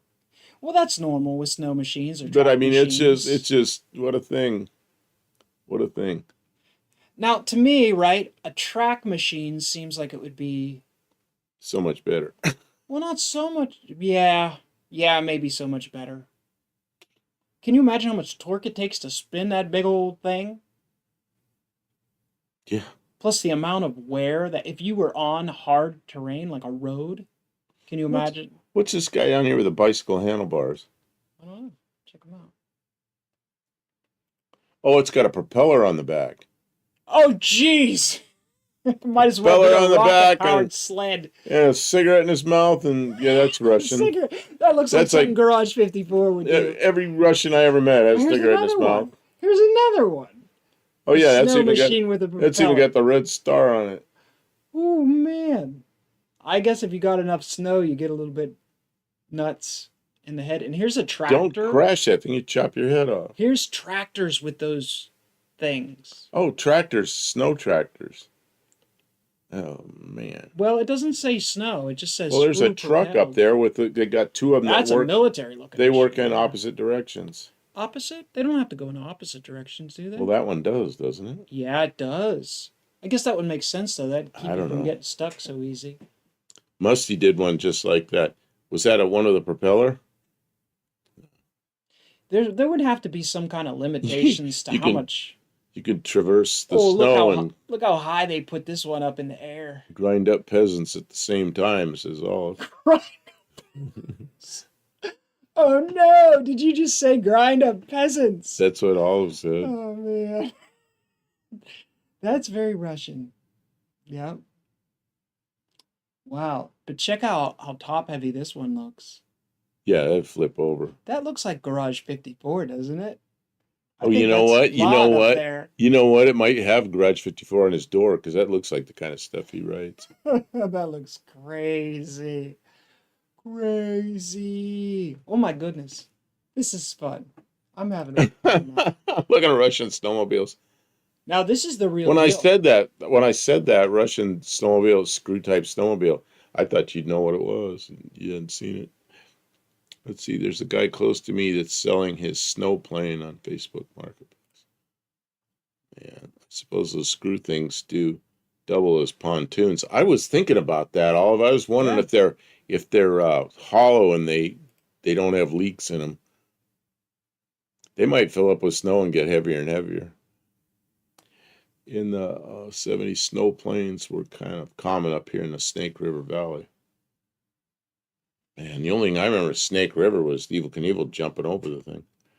And he didn't make it because the parachute opened on takeoff. That severely hampered the operation. We in no way are in favor of anything that Russia is doing in Ukraine right now. At all. The government of Russia, we do not endorse anything they're doing. This is just machines and mechanical stuff, yeah. historical stuff. This is entertainment. This is ancient stuff. It's nothing political or even national. And we're kind of laughing at the technology. So I mean, obviously it worked. Yeah. You can look at lots of things that lots of people do and enjoy a good laugh about how silly it may have been. Well, and then there's guys like Garage 54, and Garage 54 is out in Siberia, and he has a YouTube channel, and it's all in Russian. But then he has a second one that a guy translates. It's all for the English audience, and that guy's not political at all. They do it for the laugh. Does the stuff that for the views. He does silly stuff, and he doesn't wreck stuff. He makes stuff, and some of it's pretty odd, you know.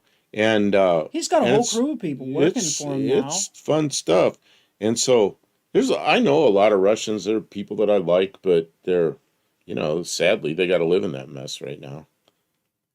Snow Outlaws, Drag Illustrated. Check that out. Jeez. How fast do you want to go on snow? I don't know. I don't know. How fast do you want to stop? You hit something. Look at that. Fordson snow machine. Back up. Fordson.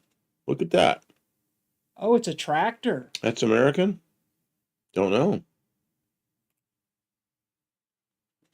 Let me see if I can see what's 1926. Armstead Snow. Fordson Snow. See, I thought those were tractors for like mud, but it looks like that's a snow tractor. What are you plowing in the snow? Except, I guess you're plowing snow. I guess I answered my own question.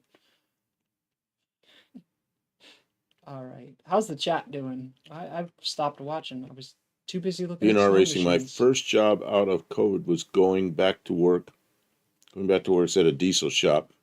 Jim, he was crazy. Full Italian, married to a full Russian woman.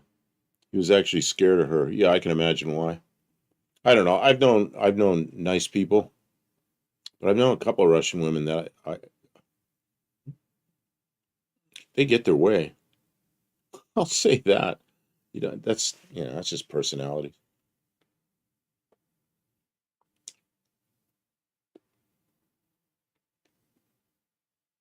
Well, Kim, we're 3.5 hours into this.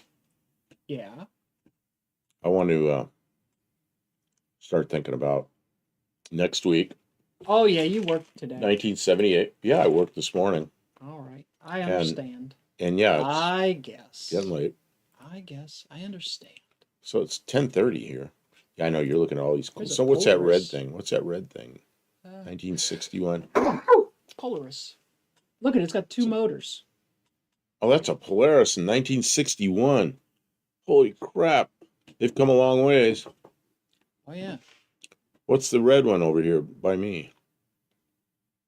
It's also Oh, Polaris. it's a Polaris. That's a brochure. Oh, yeah. Check this out. That's the luxury. You want to buy model. one? Man, a Yeah, snow traveler. They had the single motor, or for the family, dual motor. Oh, man.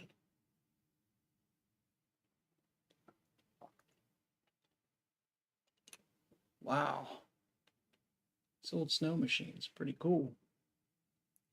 Man, how'd we get into this? It's fun, though. Someone mentioned snowmobiles. Yeah, There's it's an just Arctic odd. Cat brand snowmobile.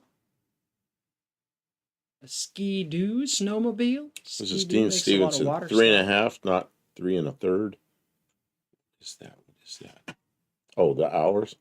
I don't know what he's talking about. Oh, he's saying we should have stopped at 33 1/3. Oh, I see. 33 1/3 hours. That's over a day, but 3 1/3? Yeah, okay. Jim fought with Polish diesel mechanics next door, fearless, except his Russian wife. Okay, got commercials again.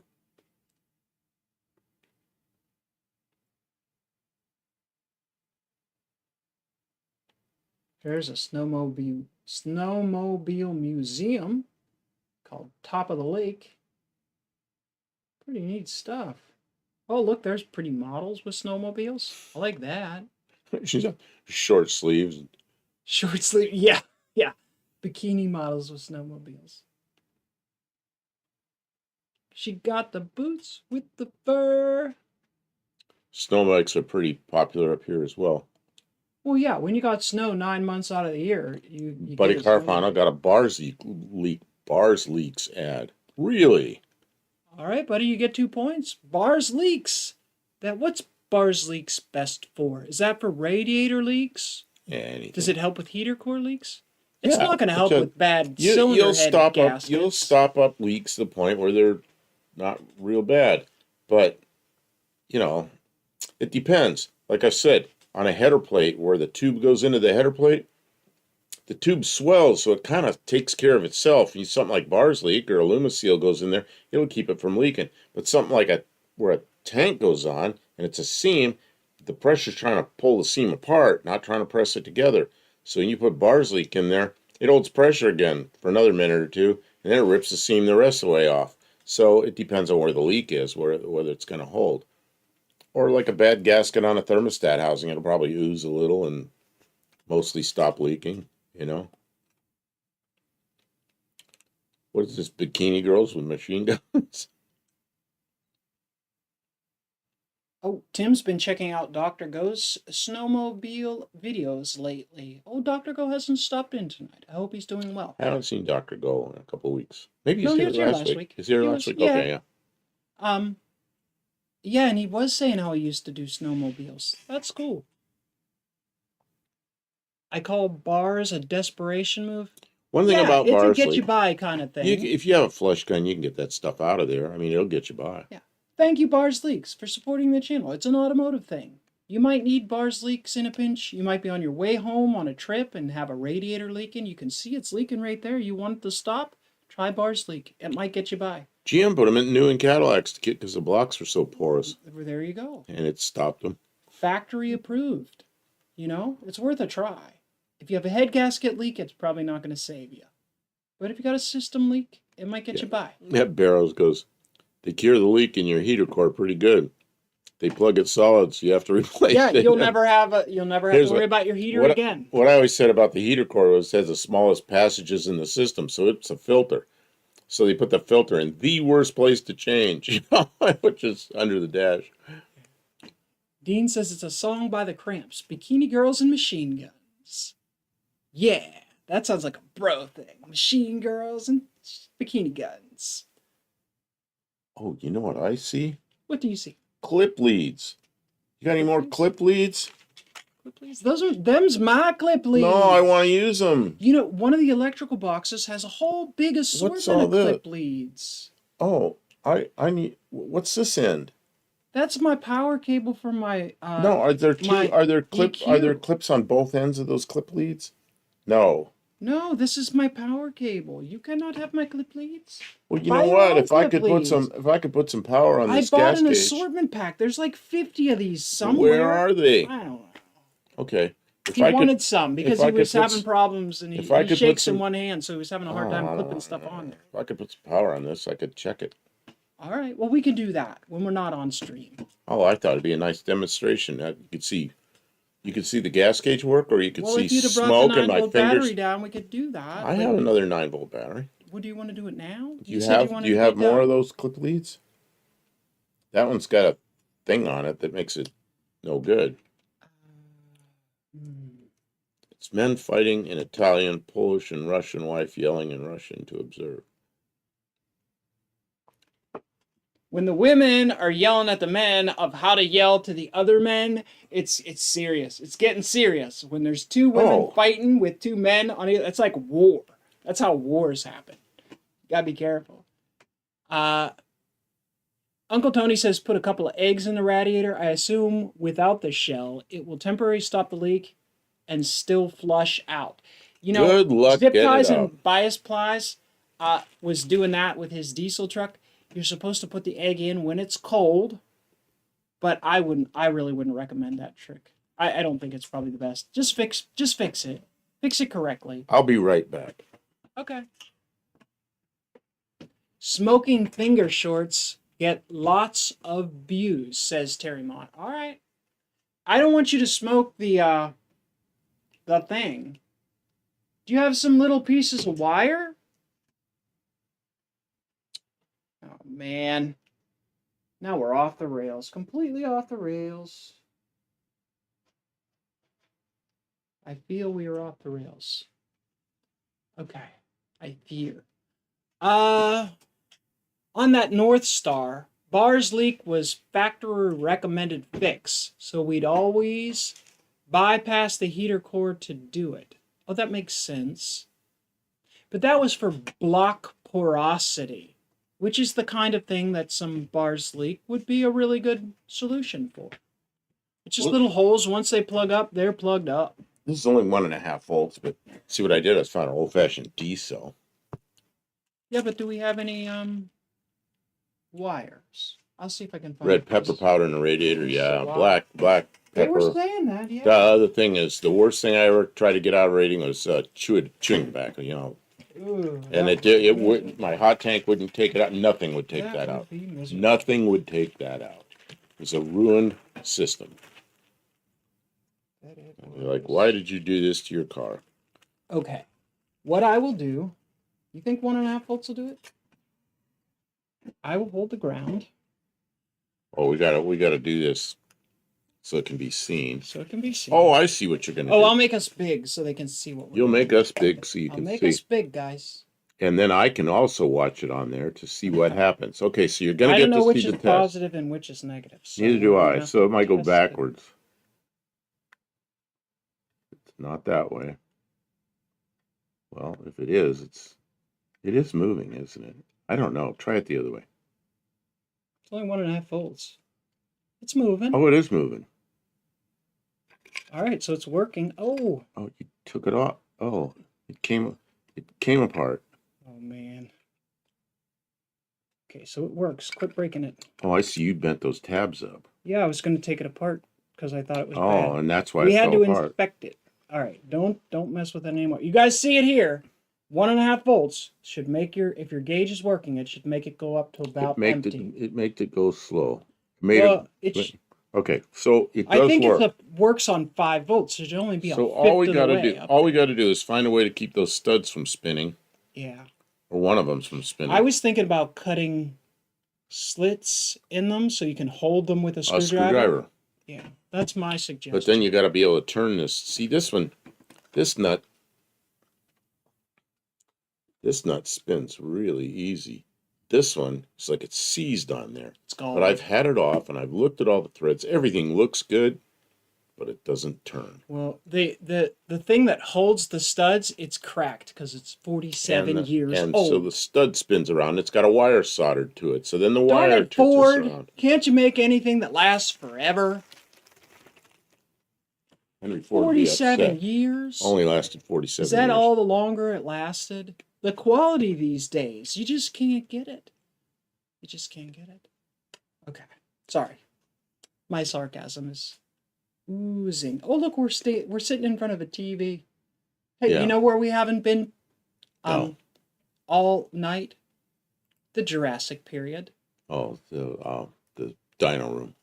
Welcome to the dyno room, folks. How many horsepower do you have? Tell us about your horsepower. Horsepower. Me? I don't know. Got about 1/10 of a horsepower. We're in the dyno room. We're supposed to talk about horsepowers, aren't we? Why do we have horsepower instead of these guys like Horsepowers? Tyrannosaurus Rex power? I think it's funny when people are in the dyno room. It becomes very remember like Tool Time, they'd be like The dyno room is definitely a place to be like Look at those numbers. Look at this graph. It goes up. I think there's a conductive metal base. See, it doesn't need to be conductive. We don't want it to be conductive. No, it's got to hold that stud from turning. But it's also isolating because they're terminals for the positive and negative of that little gauge. So, yeah, I don't know. Kim, I'm ready to shut it down. Okay. You want to keep going? No, he worked this morning, guys, and Well, we're three He hours has to work and tomorrow 40 morning. minutes into it, yeah, and People we've have been to going. watch. People sit here and watch this. They're going to sleep. Actually, I'm amazed you hang out this long. This is kind of fun. Oh, Dave the Rave is here. Welcome, Dave the Rave. You know who has a North Star engine? Was going to build a North Star engine, wasn't it? The Nelsons. Yeah, it's good. They were going to make a high-performance North Star with all the special modifications to correct the factory. North Star's a pretty cool engine, except some of them with the head bolt problem, and then there was a lot of problems with the early versions of them. They put studs in them or something, and then they were really good. Yep. All right. If you're still here, if you've been with us tonight, I'm going to award you all 1 point if you're still here. So thank you. Keep track of those points. Thank you for the super chat. Thank you to Barrows for coming in as our moderator. And thanks for all the comments, all the pictures, all the suggestions of things to look at. I'm sorry that we can't just go on forever and ever, but there are limits. Most streams only go an hour or two. We are 3 and 40 minutes in, so Tim's dog doesn't even want to go out. It's so cold. I'm sorry, Tim. Thank you, everyone, for the sniffs good night out wishes. there and goes, "Nah, I think I'll hold it." Next week, we're going to be featuring the year 1967? 1968. So send us some pictures. But he sent a picture of horsepower. We'll have to look at it next week. I just see it here. I click on it. Okay, he's going to bring it up. Last picture of the night. Last picture of the night. Horsepowers. That's a lot of horses. 5 horsepower. I think a horse has 5 horsepower. I think when they gauge him, he actually gets 5 horsepower. So Well, isn't horsepower like some kind of product of torque and RPM? So something like that. The math doesn't really. You have to get the equal torque and then what the RPM of the hoofs are. I don't know. Yep. Olive says it made the night pass quicker, and thank you for that diversion. We appreciate you being here. We had a great time. Tim, 68 was not before your time. Tim's a year older than I am. I remember 68 really well. 1.5 to 3 each. Yeah, like I think 5 is like the biggest strongest horse they could find. And only in a burst. Only in a quick burst, not over the duration. So, yeah. anyways, yeah, all the best to everyone. Have a great week. We'll be back. We'll be in the shop later in the week, although Valentine's Day is this weekend. So I am going to be out on Friday night. So we're not going to stream from the shop on Friday. You are? Okay. Maybe Saturday we'll be in the shop. You think we can probably think about Saturday? Wednesday or Thursday is questionable. You're going to be gone on Valentine's Day. Later in the evening, yeah. About the time we would normally stream. Well, then you got it. Well, I was going to do it on stream, but you got to sit here. Just sit here. Don't go anywhere. Don't anybody go anywhere for a minute. Oh. Don't anybody go anywhere for a minute. Everybody's gone. They already all are clicked away. You didn't tell me you were going to be gone. Hey, if you guys have a Valentine, make sure you get them a gift. Something that is, think about what they like, you know?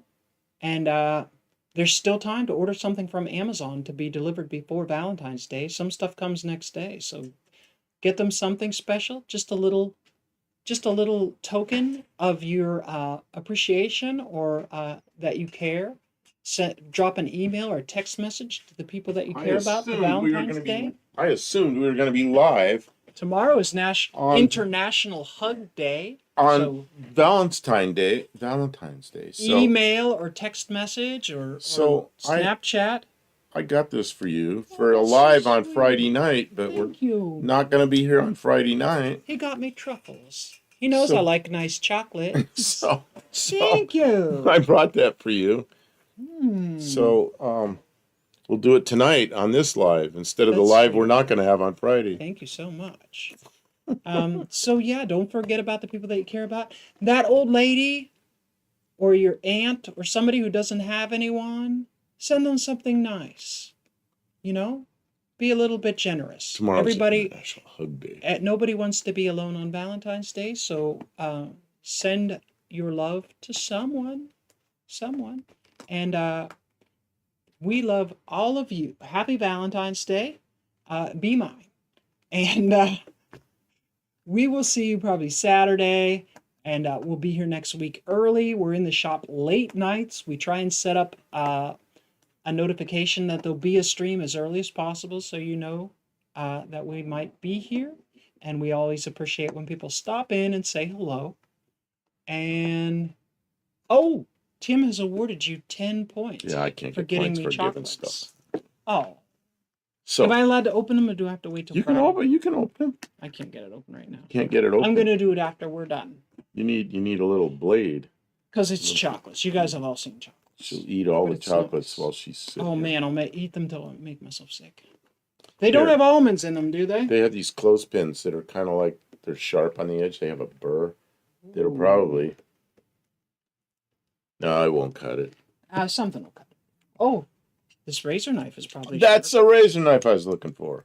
We were looking for that in the shop tonight. Dean says, I'm chasing down my 2 daughters, my wife, and the cat for a hug. For a hug, International Hug Day. Give everyone a hug. Don't make it weird, but maybe. It's okay. It's a hug. But, okay. And I send an electronic hug to my son. That's right. Electronic ones can go to anybody. Don't spill that. Okay. I don't want to be chasing those things. Men like hugs too. It doesn't have to be a romantic thing. Blue Brick Garage says good night all. Yeah, good night, guys. We are really over time in the goodbye. So we got to say goodbye here. Southern goodbye here. We're in the driveway right now, so